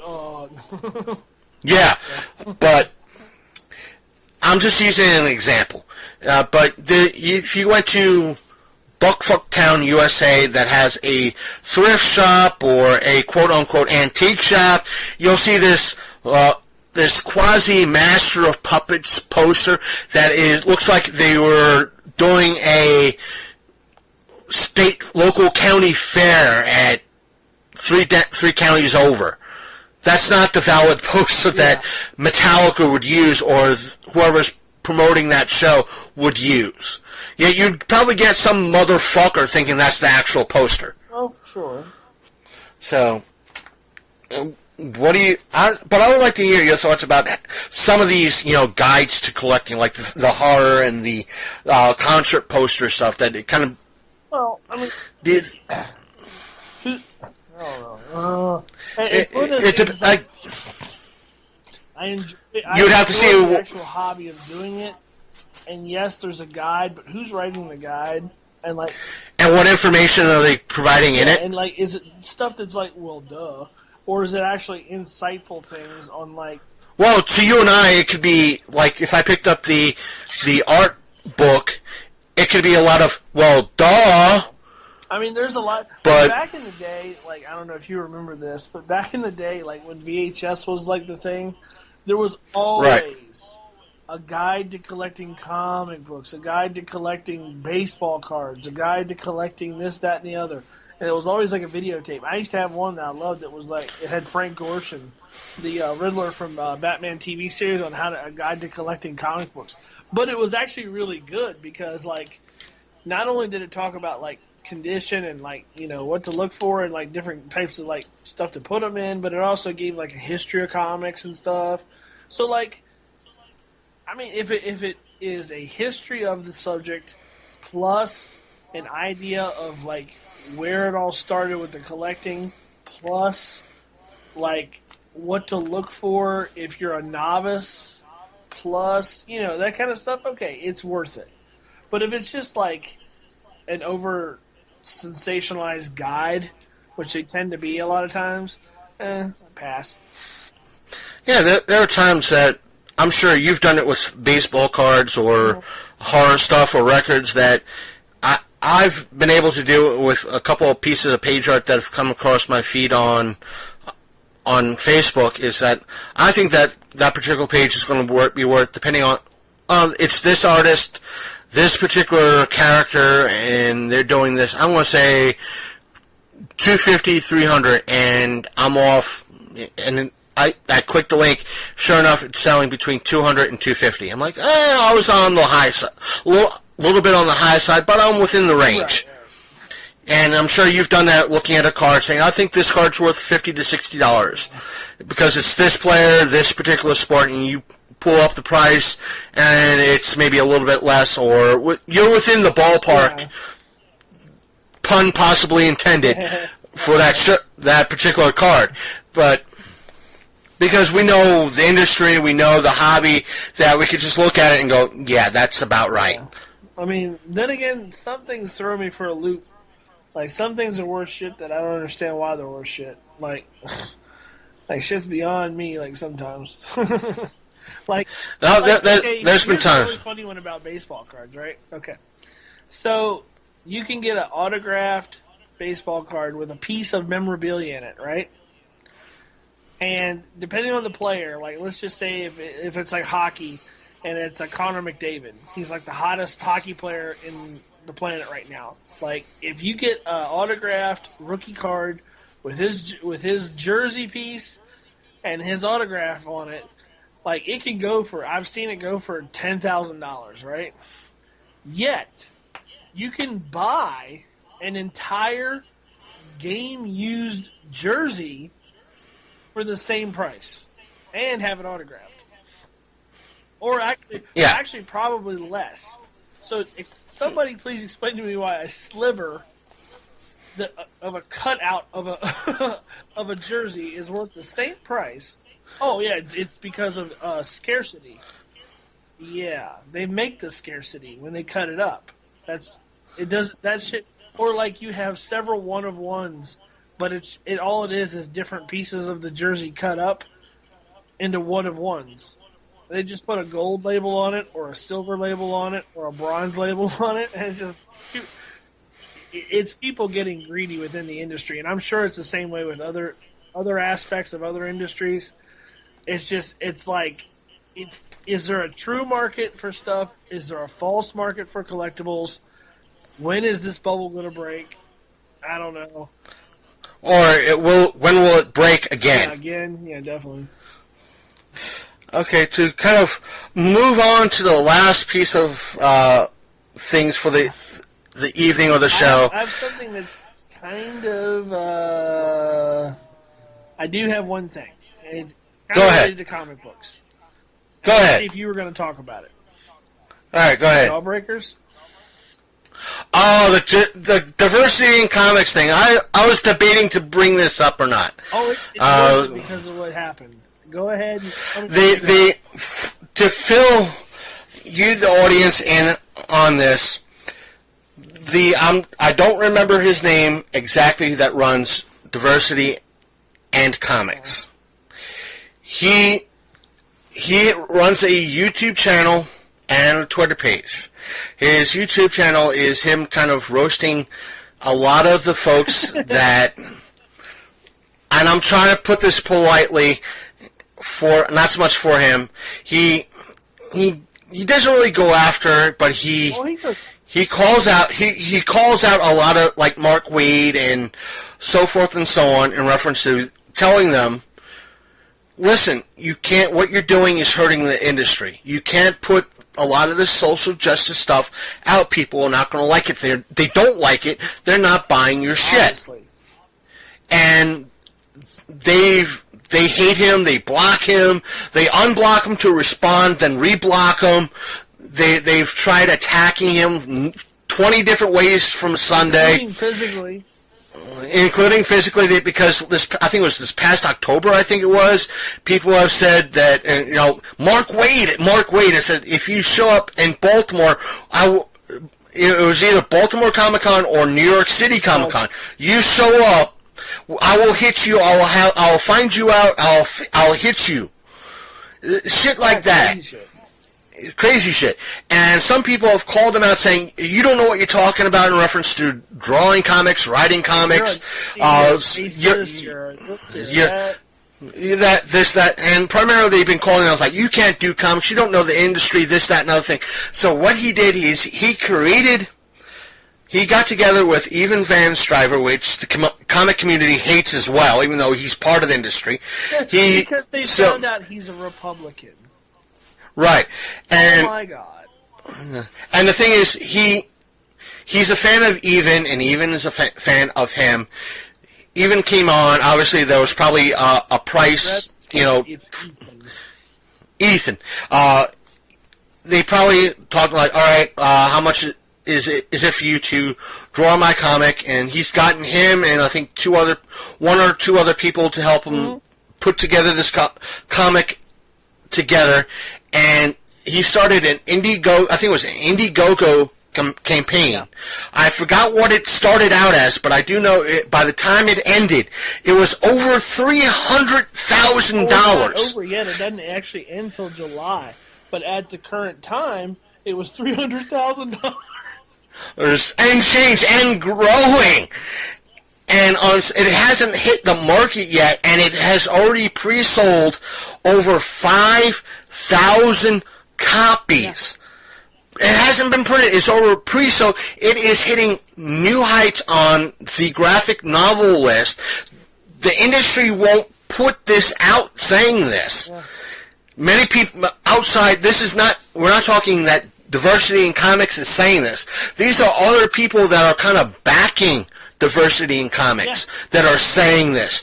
That the industry is like, wait a minute, the current Batman graphic novels, this graphic novel, that graphic novel, these are the top 10s, and it's smashing all these graphic novels. Like if he, I think he said if he could actually put it up against current lot of graphic novels on sale, I think it would be number 3 on the list. Something like that. It's in the top 10. Independent book. And 300. What's going on? Here's the current total: $322,335 U.S. total funds raised, 3,867% funded. In other words, he wasn't asking for that much. That's how much he got. Right, or is getting. Yeah. And it's going to probably hit way higher than that by the time it ends. Sure. And if it hits $400,000 by the time it ends, I will not be surprised. So, what has happened when he approached the printing and distributors in regards to, I don't know if he's got it printed yet, but when he approached this one company to, I guess, print it and distribute it, Mark Waid got involved and pretty much said, went to this company, if you put out this comic, we will sue. You know, they don't want this. A group of people, again with Mark Waid, who has retired and went back to Twitter more times than Michael Jordan has retired and came back to basketball. He's kind of doesn't want it, and not to mention the rest of these pros, even excluded, have called him out to do this. They don't want it printed. They don't want him part of the diversity in comics, part of the industry. And so, therefore, the company that wants to wanted to distribute it threw diversity in comics under the bus. And he's I think, come out and said that as much as he wants to, please note that I said I think, he has come out and said that he's looking to probably use part of the funds that he's raised to get a lawyer to get this actually printed, because all these pros are preventing him to get it printed. Well, he's trying to say that, like, basically he had an agreement, and I think it was with Arctic Press.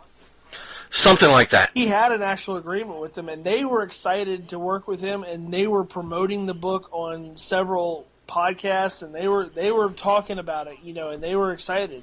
And when Mark Waid called them out and turned around and talked to them, all of a sudden they backed off and threw him under the bus, and he's going to try and end up either suing Mark Waid or Arctic Press, I think, allegedly. There's our word. Take a drink. Because he's saying that it was a third-party influence that broke the deal that he already had with Arctic Press. So, you know, basically Mark Waid came in swinging his dick around saying, listen, if you publish this asshole's book, I'm going to get all my comic book influence buddies, and we're going to pull everything from you, and we're not going to work with you anymore. And I'm going to get so-and-so to, like, not work with you, and you're going to dry up just for this SOB and, like, you know, take it or leave it. They threatened that company. They openly threatened that company because they're scared to death of this guy's success. Right. And not to mention, there have been numerous comic shops. Not all. Not all. Let me say that right now. If there's any comic shop out there, not all comic shops. There are a good percentage of comic shops out there that have refused to take pre-orders of this comic. There have others saying we're not carrying this comic, but we'll take pre-orders and that's it. So there's a lot of shop. There has been one person said that they put in a pre-order for this comic book at his shop, and they pretty much canceled the pre-order and banned him for life. Kicked him out, and he got it on video. Now, Diversity in Comics has said he does not condone any violence or ill action, and I believe that from him. He doesn't. He's disappointed that this is going on. It's crazy, and it's just because it's because of this weird like notion that this guy, they think he is a racist. All it is he was picking up some of the books, you know, and actually he spends a lot of money on comics. I mean, he really does. He actually started, like, what was his hashtag like something about buying comics every week or whatever. Like, you know, in other words, he's trying to get more money back into the local shops. He's trying to help these people because Marvel is sabotaging their own brand. He's trying to get more people back into comics.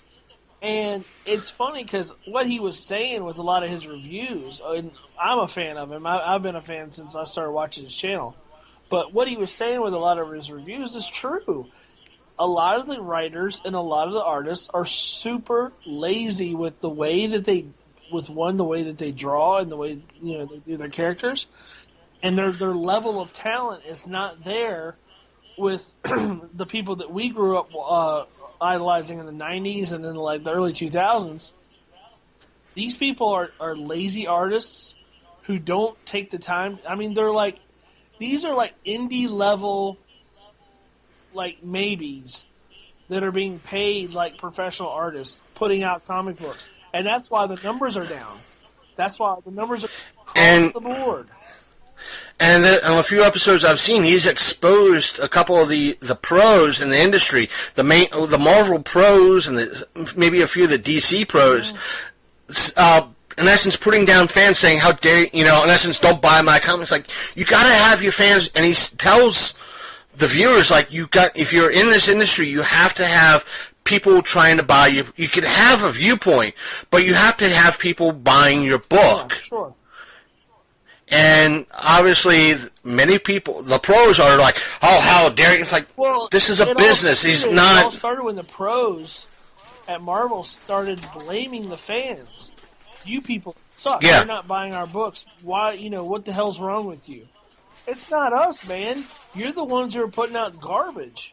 Like some of the storylines are just, I mean, they got Wolverine talking like a friggin' teenager, and like Sabretooth in that one book. Remember I told you about that one where he's like, whatever, man. He's like 150 years old. He doesn't talk like a teenager. Yeah. And that's the thing that diversity in comics goes into. Yeah.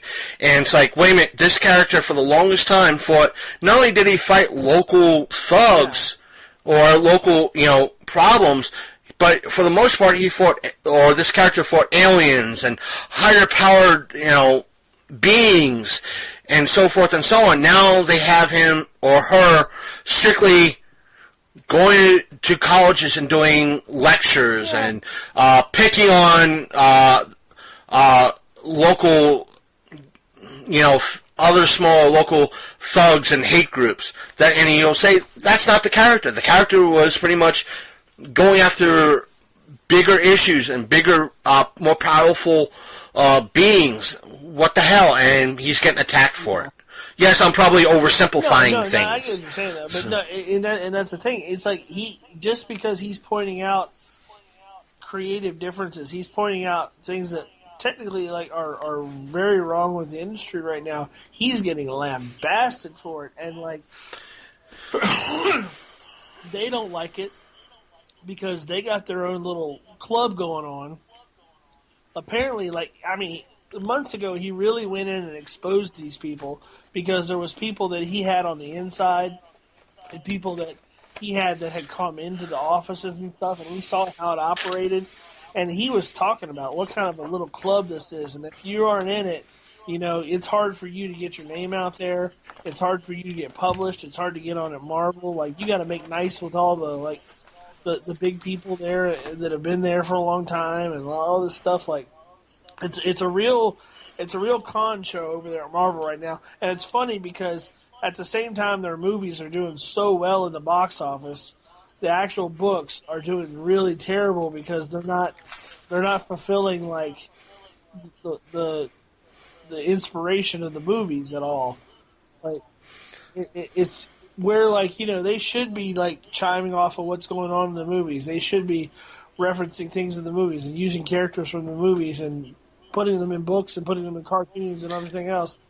Instead, Marvel is just they're going with this narrative that oh yes, we're going to sell social justice warrior characters. Yeah, that's the thing is that, granted, I'm going to say this. It's going to sound hypocritical. You can have diversity in comics. You could have the progression of a Tony Stark retiring and somebody taking over the spot of Iron Man. But with the popularity right now of Tony Stark is Iron Man, you can't really have that. Even though it's a logical progression, you can't have that. Because if you have the fans moving from movies and wanting to explore further stories in regards to Iron Man or Ant-Man or insert Guardians of the Galaxy or whomever the movies are right now, you can't have that deviant because you're going to lose the fans. You're going to lose these new fans. Therefore, lose the new income that these fans will bring in. And I think that's what diversity in comics is trying to say. Granted, they will buy some of the people, if the comic shop is really wanting to get funds, they will kindly divert these new fans to the older issues. Yeah. But you're not going to see new sales on new issues. So it's a win-lose for the shop. Meaning that fan might not be spending $100 on new issues, but they're spending $100 on the back issues that the movies are based on. So in a way, the shops are losing, but they're winning. Yeah. It's just, and I think that's what he's trying to convey, and the pros are hating on him for it. They absolutely hate it. They think that he's wrong, and they can continue to be lazy and do a terrible job and crank out shit every month and get paid for high dollars for it, and he's just calling them out on their shit. And the thing is, it's working. Them calling him out on his shit is working in his favor. Oh, sure. It's turned so many people look at all you gotta do is look at this Indiegogo page. Right. They're selling it, and he's not even. He might be promoting it. He's not promoting it. Everybody else is promoting it. And the thing is, you have a lot of, I think I've seen a couple of YouTubers that might be smaller than he is. They're putting look at this bullshit that's happening to this guy. And they're saying, I'm backing this guy. So should you. So I'm not sure how many, I think he might have, Diversity in Comics might have, 500,000, roughly, subscribers, give or take. And if you, I could be wrong.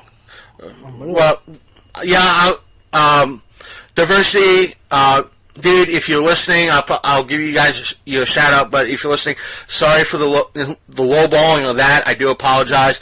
But when you have a channel that's maybe 40,000 saying, "Hey, back this," that's an extra percentage of people that might actually be backing this as well, and that's more money into it, and more as more news are coming out. He doesn't have that many. I thought it was a lot more. Wow, God, he's got that much clout, and he's only got 7,500 or 75,000 subscribers. Wow. Wow, I thought he had. Wow. Oh. Yeah, so 75,000. Yeah. That's it. And he's getting that. Yeah, as you said, he's getting that much clout. Wow. From other YouTubers that are both larger and smaller than he is. I'm gonna do the rundown of he's only got 3 perks on this thing.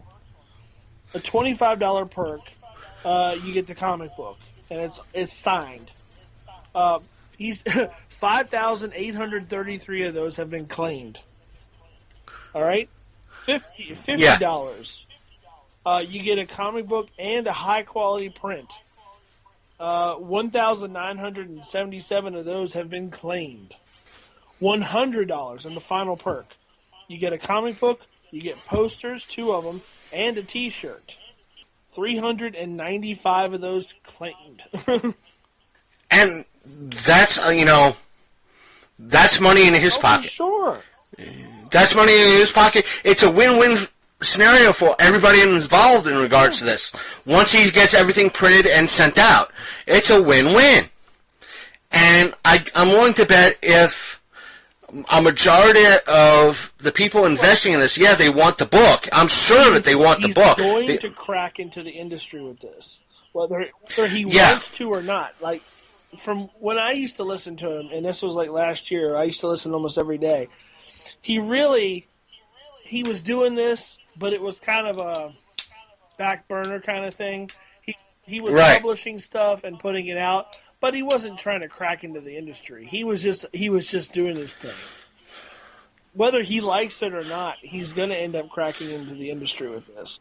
But what I'm saying is, I'm sure there's a good high percentage of people that are backing him on this. They don't give a fuck about the book.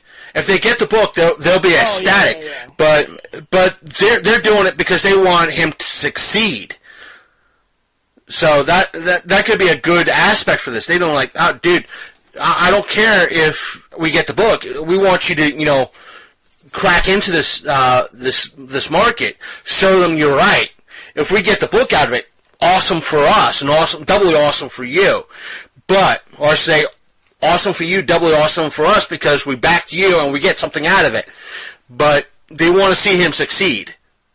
These people are wanting him to succeed, and they're willing to, toss money at him to do so. And if they get something back from it, they're happy. And I wish I could spend $25 to back this gentleman. But us talking about him, getting the word out there, is helpful. As little word as we can give, and I'll probably message him saying, hey, after this drop, saying, hey, we mentioned to you in our show, we don't have that much of a listener base, but we gave you good praise. We're supporting you. We might not have the funds to actually support you, but we're supporting you. We're like, hey, we're trying to get the word out there. Watch us get blocked by Dan Slott. Oh, no biggie. I know other podcasters get blocked by him too. So who cares? That's such a baby move. I swear to God, really, it's like you're gonna block people for real. You make all that money. You're in the industry, and you're a big shot, and you're gonna block people. Oh my God. Right. And now, as much as I hate to move on, we got to move on to another. I'm not saying what's happening to Diversity in Comics is a shit show, but again, Diversity. I think his name's what? Jeremy? It's Richard. Richard. I don't mean to say that, but I mean it in the kindest possible way. From one shit show to another, in a way. Now, we're moving to Star Wars, a Star Wars story. I know you didn't get a chance to see this yet. I did last night for a night. Well, let me put it like this: for a 10 o'clock showing, which for a movie of this stature, night one, Friday night, it should have been packed. Right. Should have been packed, not packed. For the 10 o'clock showing. I'm sure you can do it, but at least let me bring this out. There might have been about 24 people in the theater, tops, at 10 o'clock. And, folks, their day one, their Thursday, the numbers for Thursday, the Thursday night one showing, that's considered a lot, the preview showing and night one showing. The numbers that Disney was estimating and Lucasfilm was estimating was 28 million. They brought in 14. 14. And because of that, they reduced their initial $150 to $170 million 4-day weekend estimate down to about tops 110 to 115 million. Because of everything going on. Now, before we continue, what were you going to say? The reason why it was low, amidst all the other backlash and bullshit surrounding it, people are being given too much Star Wars too soon. That's one of the things I've been hearing. A lot of people versus remember you had to wait forever for Star Wars stuff. Right. We've had a Star Wars movie every year for the past 4 years. Yeah. Now, mind you, somehow. Now, here's the weird part about this, because you kind of brought up Star Wars fatigue. Yeah. Now, ironically, you would think that because we're getting Star Wars fatigue, we would also have superhero fatigue. And for some strange reason, when you look at the numbers for Deadpool hitting 125 first weekend, it's kind of hard to say what's bringing in this weekend. But Deadpool 1, and we know what to expect. Yeah, but you know what I'm saying. But the first weekend out for Deadpool 2, it still brought in $125 million. Deadpool 1, we know what to expect. Solo. Right. Solo movie. It's on its own. Right. Not to mention, I've heard this point brought up too. Part of its failure is that we know what's going to, in essence, happen, because we've seen Force Awakens, we've seen the original trilogy. We know he's going to come out on top. Therefore, it was the movie that we did not need. I mean, it could have been told as an episode on TV or something. I don't even know how to do it. Yeah, I will say this: it was better, way better than The Last Jedi, but not as good as Rogue One. Yeah. If that's saying something. Sorry, but Rogue One was maybe the perfect Star Wars movie. That's what I'm saying. Then let me stand corrected. It was not as good as Force Awakens. But it's an atypical action movie. That's it. It's a popcorn. It's very low ball. A lot of. Whereas if you watched Infinity Wars or Deadpool or a movie of that ilk, you would have Easter eggs in it and nods to different franchises and so forth and so on. These were blatantly out front, as if to say, wink, wink, nudge, nudge, like the dice from Last Jedi that you see in the movie were like up front, like they were going, remember the dice from Last Jedi? Remember Lando's purple cloak from Empire Strikes Back? Take a look. Here it is. Here it is. Here it is. Wink, wink, nudge, nudge. That's what it felt like at times. It was more, instead of it being background, like the purple cloak sitting in the closet, hanging up to spot it for the fans, it was literally in your face. Remember that? But I'm not saying Glover was good as Lando. When you first come across his character, you think it's the original person playing it. You almost hear it. You're like, oh, dude, wait a minute, it's not him. I know it. And Alden Ehrenreich, or however you say his last name, I know I'm butchering it. I do apologize. He was both him and Glover were good for their parts. They played their parts the best way that they can. But some people have said that, and I could see where they're coming from, that Alden kind of overplayed it. Right. That he was trying to overplay the slyness. And they tried to, whereas Lando and, as a character sense, Lando and Solo are on par with each other, which means they kind of make their own luck, right, in a way. That they're equally matched. Yeah. In a way that, in this, it didn't come off that way. Oh, okay. It didn't come off that way. So, even though it's a decent movie, where the overall problem comes with this is there are several. One of which is that the Kathleen Kennedy problem. Yeah. Because Kathleen Kennedy, a few years ago, kind of blurted out, we don't need men in Star Wars. So therefore, you had a lot of Star Wars fans stating that she wants this movie to fail in order to get an all-female Star Wars movie made. Now, this is just alleged, take a drink, and a conspiracy theory on the aspect of the fans. The second thing, well, it's mostly Kathleen Kennedy trying to insert a social justice aspect of this, and kind of like what you've seen with Last Jedi, and kind of with this a little bit, because as we brought up, I think it was like 2 weeks ago, the female social justice, only female droid in the Star Wars universe, air quotes, you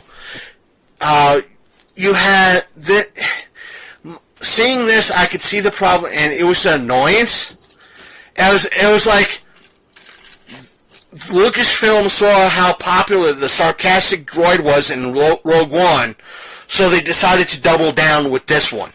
I mean, when you said female droid, you know what I thought of? Was Dot Matrix from Spaceballs.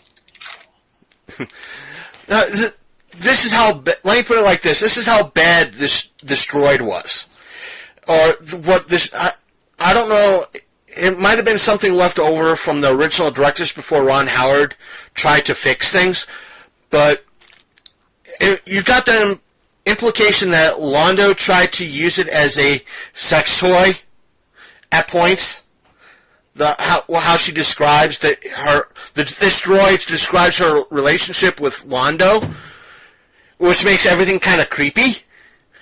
And there's at times where, like one instance where Londo goes, I'm going to head to the back. He points to the droid and goes, "You need anything?" The droid pops up, "Equal pay." Really? Wow.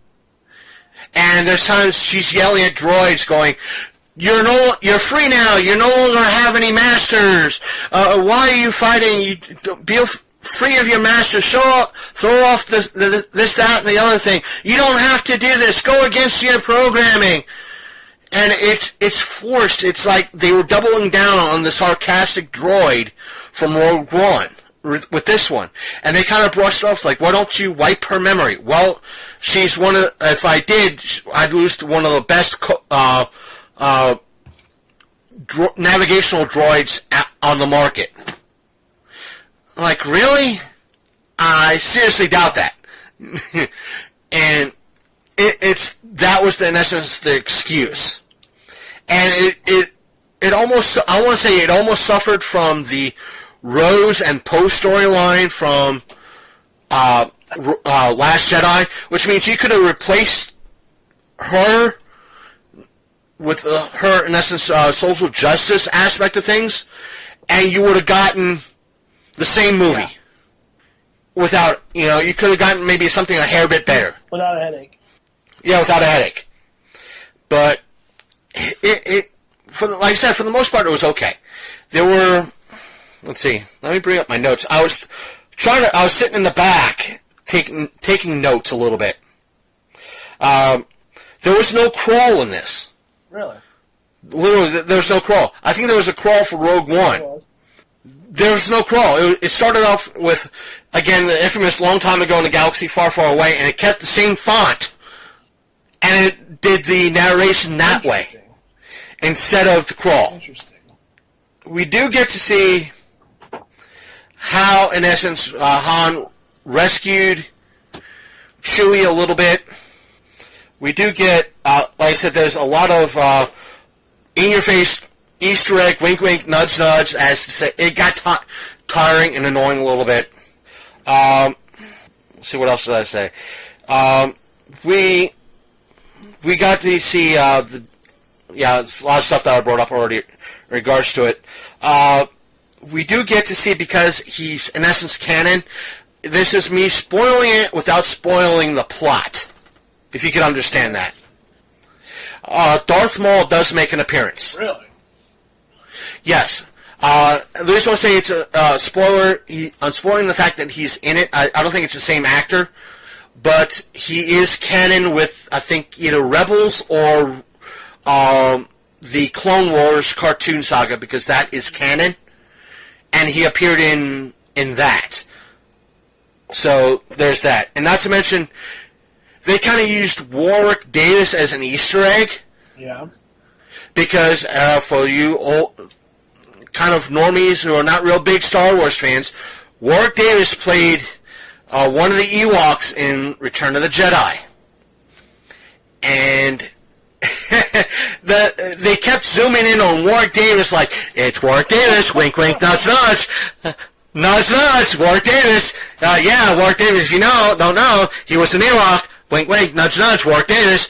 But one of the funner things, it was more so shit. I lost his name. Ron Howard. It was more of a Ron Howard Easter egg than anything else. I'll only say this. It was a Ron Howard Easter egg. Because a lot of people asked him, is he going to be in it? And that's his brother. His brother makes a cameo appearance in this. And it's a Ron Howard Easter egg, because a lot of fans, when they, it's more so his fans, his brother's fans, when they found out that Ron was going to be directing it, or hired on as a director, they asked him, yeah, are you going to be in the movie in any way, shape, or form? And he said many times with a big shitting grin on his face, maybe. But it's a Ron Howard Easter egg. But was there an American Easter egg reference? I think so. I think so. It, didn't like American Graffiti have drag racing in it? Yeah, a little bit like that. So there's that sort of thing because Han Solo, before he joined up with the Empire, was this little bit of a criminal and scoundrel to begin with. And he stole speeders and raced them and used them and so forth and so on. American Graffiti, and that was a Ron Howard movie. Right. So a lot of people, including geeks and gamers, are not seeing this because they are. There's a whole aspect of people of boycotting Solo because they're afraid of a lot. It's not as bad as they're making things out to be, and I have a respect for the guy that runs Geeks and Gamers. I have a decent respect for him, but he's might be over exaggerating because his reasons for not seeing Solo is that of the shit show of Last Jedi. And I can agree with him on that. Last Jedi was a shit show.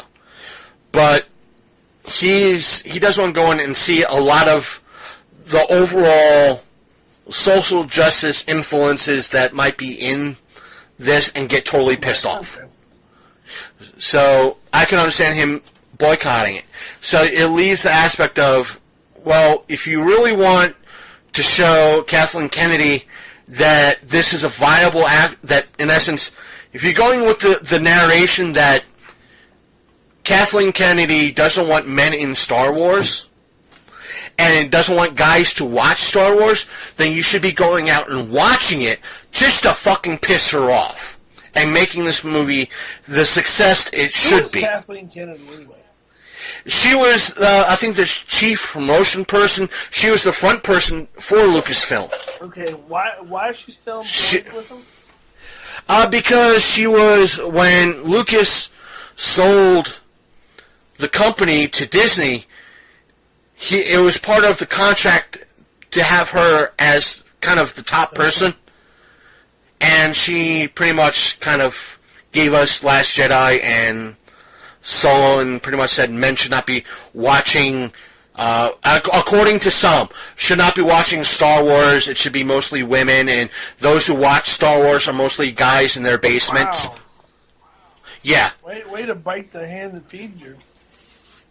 Right. And, this is, again, a lot of the stuff that's coming out by Kathleen Kennedy, I think we're not so much as Star Wars out. It's just that... Hey, I'll go as much as to say this, and I'll say it flat out. I said it maybe a month ago on the podcast. I think that Last Jedi was the final nail in the coffin. I think it did irreparable damage to the franchise, going all the way back to the first movies. That's I think the main reason why a lot of people are not watching this. Because there's no payoff. They're not that they're tired. It's just that they a franchise with no payoff. Right. They seen what they did. In essence, Lucasfilm did with Last Jedi. They got fed up, and they're not seeing. They lost a good chunk of their fan base. As much as it's coming off as hateful, a majority of the people who, when a Star Wars movie came out, put on padded knee pads, knelt down and dropped the pants of Lucasfilm and started either licking or sucking their genitals over the new Star Wars movie, stopped and looked around and went, what the fuck am I doing? And walked away. Now, mind you, there's a good fan base out there that are still doing that. It's not a dick. It's a MySpace video game. Oh, wow. You've seen that. That's an old Derek comedy bit. Anyway. And they're sick and tired of what Kathleen Kennedy said. I guess there was a chunk of people that were pissed off what Glover said about Lando being pansexual. And therefore they're like, you know what, we're out. We're not going to see it. Therefore, they're expecting, on the low end, for this 4-day weekend, maybe $115 million. Here's the thing about Star Wars. And everybody can shit talk to... The fuck? We're talking about Star Wars and we get cut off. Same shit was happening to Geeks and Gamers during their live stream. Holy shit. After this, I am messaging Geeks Jeremy behind all this. I think that's his name. And tell him I was just recording my episode and I'll include this and I'll let you continue your thought. But I will message him saying, I'm recording my episode just got done recording my episode. My call got dropped on Skype because I was talking about how bad Star Wars The Solo was and how bad Star Wars as a whole has gotten. And he'll be probably laughing his ass off. Oh my God. I accidentally touched the thing on my screen. I'm sorry. Can we blame Star Wars nonetheless? No, they made me do it. They made you do it. They got in my brain. Man. No. Hat when I'm talking about these things. Anyway, so alright. And I'll leave this little bit fun thing in. My whole thing about Star Wars is this. Even going back to the prequels, which everybody hates, I still like them. I still actually love them. I love the third one. It's probably one of my favorite Star Wars movies. But what was the outcome of those movies? The good guys won. Right. It was a story in which the good guys won. And or for the exception of maybe Empire. Okay. But still, at the end of the day, Luke was victorious, yet he had to make a sacrifice. Obi-Wan was victorious, yet there was a sacrifice. Where is it going with this new thing? There's a theme here. Let's stick with the theme. Ultimately, the good guys should win. There should be a sacrifice. You know what I'm saying? Ultimately, I want to feel good when I see these movies. They make me depressed. Like, really, where's the fantasy with them? Like, it's supposed to be like almost like fun and lighthearted, yet a story. You know what I mean? Like, there was a feel, even with the prequels. Some people say they didn't feel it. I did. There was a certain feel, even with the prequels, that it was a Star Wars movie. These new movies don't feel like Star Wars to me. Right. At all. Like, they feel like some, like, over-contrived, like Hollywood green screen fucking, like, CGI piece of shit. It doesn't feel like Star Wars to me at all. Like, very little of it. And I don't know, it's... I don't even know how to describe. Like, they've gone so far off the rails. There's no payoff to the story anymore. Like, what? How is it going to end? Okay, like, it's going to make me even more depressed. You know? Right. There's so many good places they could have gone with this story, and still had it be awesome. But instead of listening to the fans. Instead of listening to, you know, the people who have written about it for 20, 30 years, they went with it almost like people like Ryan Johnson, people that didn't like the story. I could do better. Fuck you. Just stick with the goddamn script. Like, do what we want. Do what we know. Okay? That's what we want to see. We don't want to see your vision. We want to see our vision. We want to see the collective vision. We want to see what, you know, how it turned out. Everybody was pretty satisfied with how it turned out in the EU. That's all I got to say. Okay. Am I wrong? The reason why I'm kind of delaying is because it was brought up to my attention in regards to a Billboard article. Uh-huh.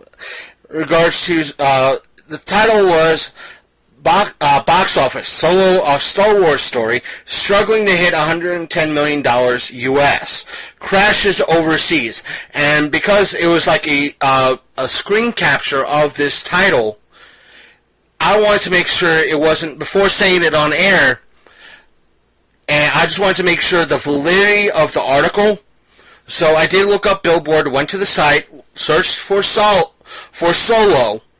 and it was the first hit on their page for the article. So it's a valid article, and it says, okay, Disney and Lucasfilm Solo story, yada yada yada, debut at Memorial box office, where it would come in well behind expectations with about $110 million for a 4-day.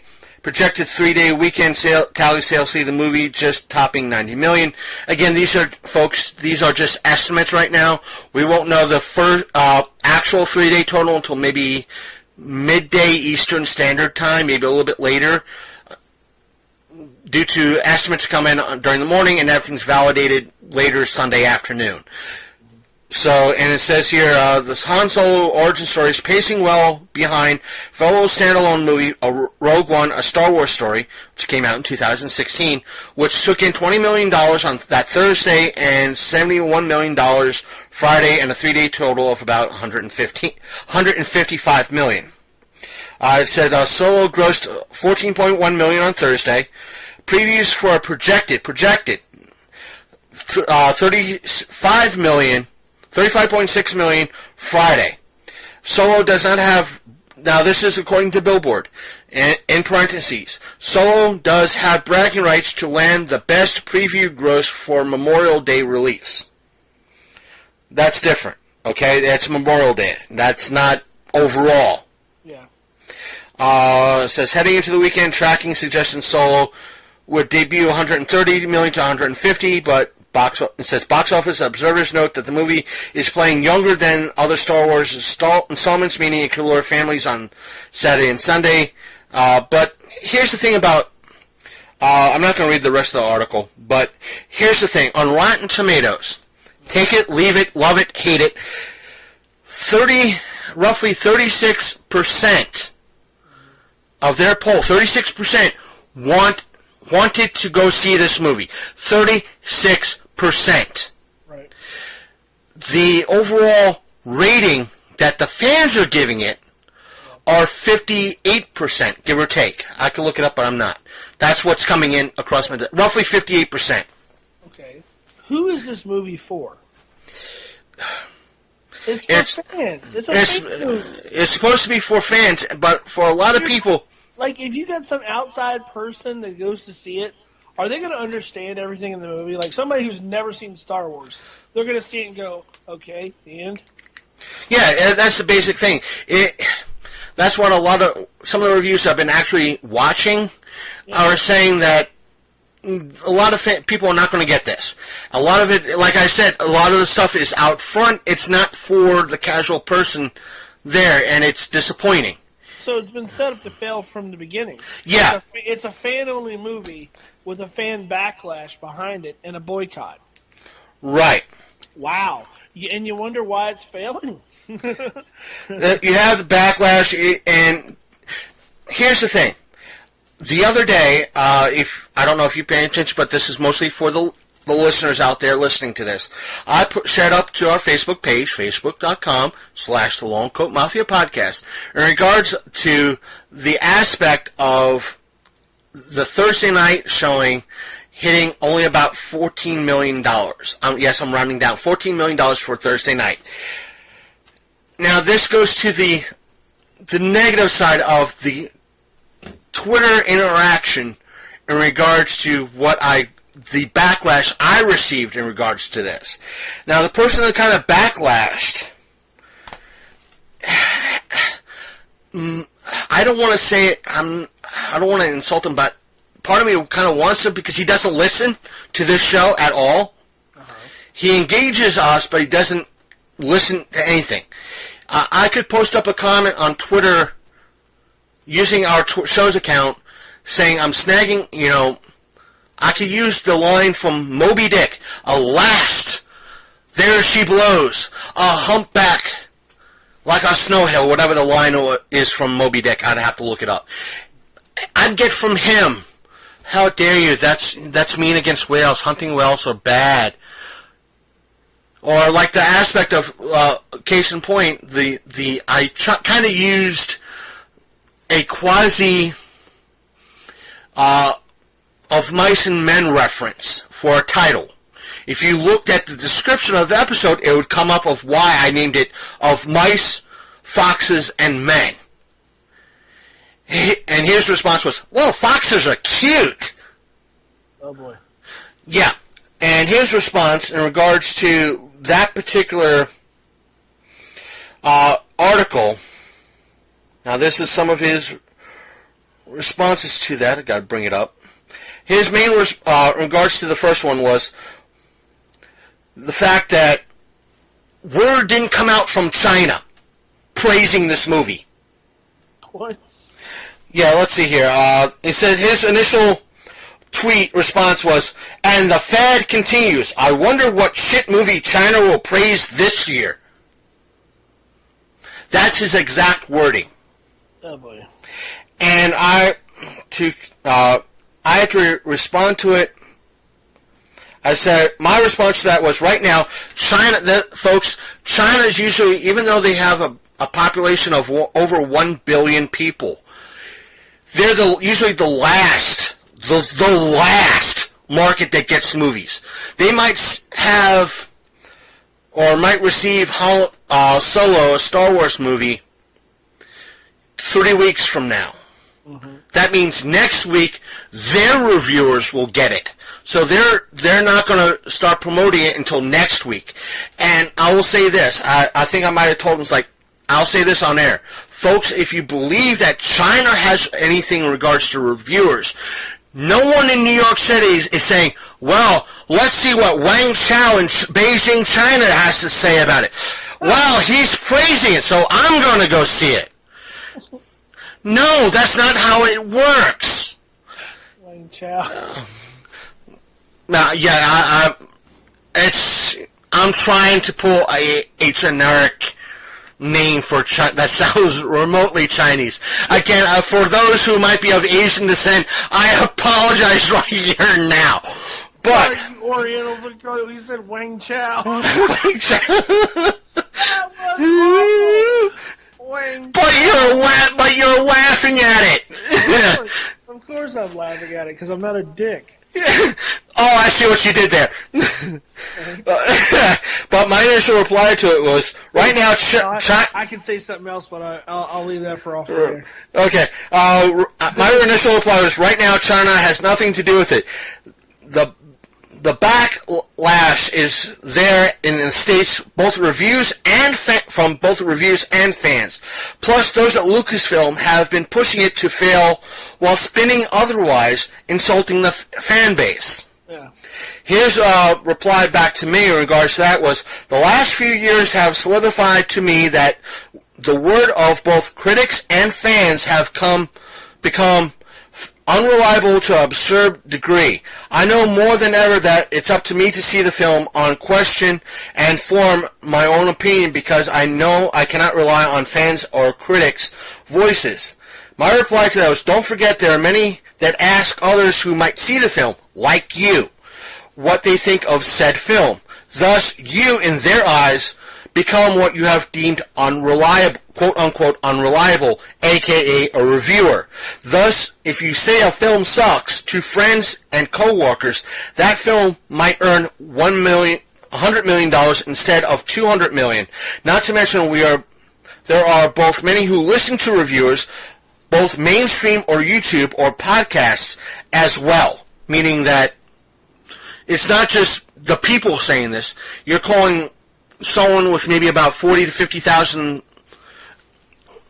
subscribers that give that particular YouTuber 15, 20,000 views, or someone such as Angry Joe that has close to maybe 2 million subscribers, and he's getting 150 to 200,000 on his reviews. If he doesn't like it, if they don't like it, that's a potential of 200,000 people not seeing it and paying their $5 to $10 to go see a movie. Yeah. You're calling them unreliable, and thus you are unreliable. And he said, China also praised Transformers The Last Night. I could care less what China approves, much less their cinemas. My reply to that statement was, But what was their box office rankings for both week 1 and week 2 for that movie? Remember, China is a new market and most times the last to receive films, so what they say has no say here in the stateside. And I'm also replied to that saying that you should have used a better example. World of Warcraft. It tanked here in the States and worldwide. Yet it was a box office smash in China. The China loved it for some ungodly reason. Yet for everyone else it tanked. I liked it. I didn't get a chance to see it yet. But I was trying to use a better example. And not to mention, Marvel, I think Infinity Wars, whereas, here's the conundrum. Infinity Wars rocked in China. Right. Rocked. Against a lot of mainstays in China, or what would be their blockbusters in China. Yet, The Last Jedi, when it came out, failed in China. Because, as one particular YouTuber that I've been paying attention to and listening to off and on, has said, well, when Star Wars is the people in China did not grow up watching the original, let's say, 6 movies. The original 3 and the prequels. It's only recently, meaning China's new market. China's a brand new fucking market. Yeah. And it just means more if insert film studio here is failing worldwide, like World of Warcraft, they might make their money back in China because it's that new market. And they have a larger audience in China. Not necessarily, but they might have that chance. Right. So they're seeing an extra boost. If it's already a success here worldwide and here in the States, they might see an extra boost in China. Yeah. Let's take Infinity Wars. In other words, it's like, well, we did okay. Oh, okay, good. Well, kind of rounded it out. Awesome. Right. Or here in worldwide, Avengers Infinity War got $1,700,000,000 in box office worldwide. Maybe China will kick us over to $2 billion. That would be awesome. Right. That's what they're thinking. Yeah. They might not get it, but that's what they're thinking. They already made their money off of Infinity War as it is. Yeah. But they're thinking, hey, maybe they could give us that extra oomph to get even higher. Yeah. We'll put up the special edition DVD if they like it. Right. But it at the end of this movie, after the end of Solo, 6 people applauded. 6. And guess this? I could have told you flat out who those 6 were. Not female by name. droids. No, the members of the 501st. Oh. That's it. So the Uber fans. Wait a minute, were they dressed up? According to the guy out front, because now here's the thing. Again, folks out there, our major theater closed down. Our Regal theater closed down like last week before Deadpool 2 actually came out. I would have loved, as I told many people, I would have loved to have ended my experience at that theater. I had the opportunity to do so, but not the funds. So that's that aspect. Sad that they closed down, but because of that, the $5 theater, not overall, but the cheapo theater, the one Berkeley Plaza, is now seeing more traffic, and they're doing more of the exclusives in reference to the popcorn buckets and so forth and so on. Meaning, if I had the money to get it, I would have gotten Deadpool's head. Oh, yeah. It's a bust. It's literally a bust of Deadpool. The top of the head comes off, yeah, and they put popcorn in it, so you can eat food out of Deadpool's head, which is funny. But they had the 501st, members of the 501st there, in essence, day one, yeah, to help promote the movie. And the guy was saying, yeah, the theater asked them to be there until like 10:30.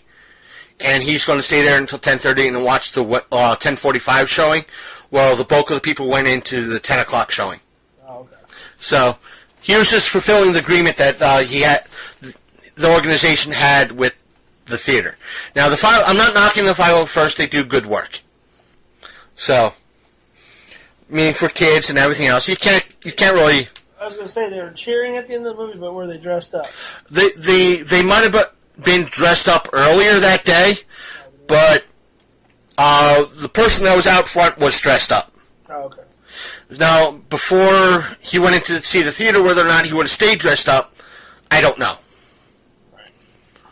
Now, the rest could have been in Stormtrooper and other stuff most of the day, but when they went into the 10 o'clock showing, they might have changed prior to that. Right. So, who knows? They might have been, like I said, for a theater they're trying to get more people in. They were advertising, like, meet Star Wars characters, and yeah, I can understand what the theater was trying to do. Yeah. And I cannot blame them in the fucking slightest for doing that. Yeah. Having a person dressed up as fucking Vader, and a couple of people dressed up as stormtroopers outside. It has somebody dressed up as fucking Vader? Might have. Ooh, yeah. But you know what I'm saying? You have that aspect. It gives something else for promotion, and it brings more people in. And besides, the theater was promoting, come up, see some of the characters from your favorite characters from Star Wars. And like the guy, droid. yeah, most. I wish there was like a droid building group in the area that would have been able to come down, but who knows? You know it. You know who my favorite character from Star Wars is? Kathleen Kennedy. Oh yeah, right. Your favorite person to hate? I'm gonna cosplay as her now. No, I want to see you try. That'd be hilarious. That means you got to shave that beard of yours. Okay. Okay. Okay. I'm gonna probably get hit by your wife now because I'm getting you to shave your beard. Yeah, I like that. She's like, ew. So, that's pretty much everything. Is there anything else I want to talk about in regards to Star Wars? I mean, so in essence, we had the good, the bad, and the ugly in regards to a Twitter interaction. Let's see. That's not what I wanted. Close that. Bring up my notes. Here's the thing.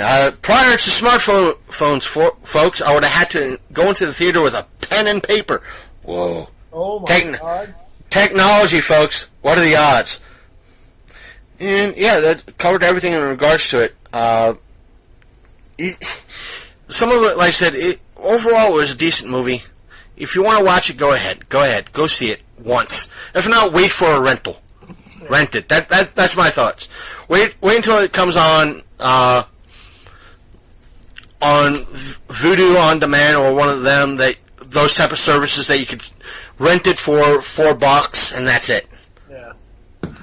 Why go out? I was thinking about maybe seeing it to drive-in so I could see like some other movies with it. Yeah, if you could see some other movies to justify it, then go ahead. Yeah. Go ahead. But overall, I want to say rent it. That's my thoughts on it. It's on par with a Fast and the Furious movie. That's it. Oh, wow. Meaning you have to disconnect your brain in regards to a lot of it. Some of it is like, oh really? Come on. Oh, and I don't want to give too many of the plot points out, but there's going to be a couple of parts of it that you're going to be like, oh, really? Come on. Really? Fucking A. But that's about it. That's all I got right now. That's not much else has come up that we could bring up and bitch about and complain about. Well, I can't complain about anything. I know that, but that's beside the point. Let's bring up Facebook once again. And make sure I covered everything in regards to stuff I shared on internet. Da, da, da, da, da. I got something I can bring up with you, but I gotta bring it up off air. Okay, that's off air. I'm not putting it on blast on the podcast. Okay, just a lot of stuff that we already covered. So You wouldn't want me to put it that way. all right, and that be the case, we shall end it right now. And do you have anything else to say? No. Okay, in that case, we shall. And welcome back. I hope you enjoyed the show this evening, despite the high levels on my end, and I do apologize for that. Again, we're working on fixing the problem, maybe adjusting some settings, going to everything else, maybe trying to scrape some funds together to actually pay for a better version so we can do things a little bit better. But again, I hope you enjoyed the show. If you liked what we said, or if you disagreed, we'd be happy to hear from you. There's several ways you can do that. One of which, as stated earlier in the show, is by email, which is longcoatmafia@gmail.com, or you can message us on Facebook, which is our Facebook page is facebook.com/The Longcoat Mafia Podcast. While you're there, click the like button and so you can see whenever we're doing meetups, events, what's going on with the show, and everything else. We do try to keep things daily with that show. And while you're there, again, you could leave us a message. We do respond, and we do read stuff. As you've seen, we do tend to post fan interactions on air. So there's that. And we are also on Twitter and Instagram. Both handles are Longcoat Mafia. So you can follow us there just by clicking that follow button, and you can interact with us there. And not to mention, while you're on Facebook, you could interact with a bunch of our fans as well. That's been going on as of late. So, and we're happy to see that. And we, did I say Instagram? Yes. If not, our Instagram is Longcoat Mafia, so you can follow us there. If I will say this, if you're listening to us through a direct link and you'd rather listen to us on the go, if iTunes/Apple Podcasts is your thing, you could get us that way. Or if Android's your thing, you're able to get us through Google Play Music. But if either one you don't like, whether Apple Podcasts is giving you a headache that day, or Google Play Music doesn't really is having problems, but I know that both Apple and Google Play tend to have their fair share of issues. And so you could find us on Stitcher Radio, Spotify, and the Podbean app. So you do have options, and I think we are found on other apps, but I'm not sure which one. So if you wish to let us know which app you listen to us on, you can do so by letting us know through Twitter or Facebook or what have you, or sending us an email, and we'd be happy to relay that information on air. So what else am I forgetting? And don't forget, you can find all our past episodes going back to the beginning by going to our main site, which is thelongcoatmafia.podbean.com, and I think the Podbean app allows that aspect of going all the way back to the beginning, so you can hear all our better sounding episodes that we've done in the past, our creepypastas that we've done,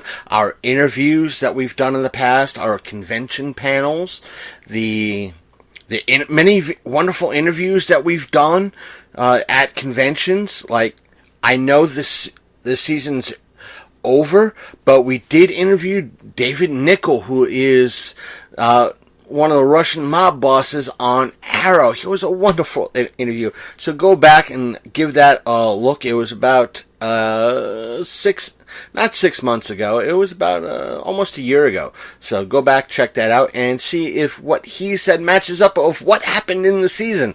So there's that, and who knows, everything else. So depending on what happens this part in the year, we will have hopefully some great content for all of you, and for the 1,000 plus followers on Podbean. Thank you for being followers. We just hope there's more of you listening.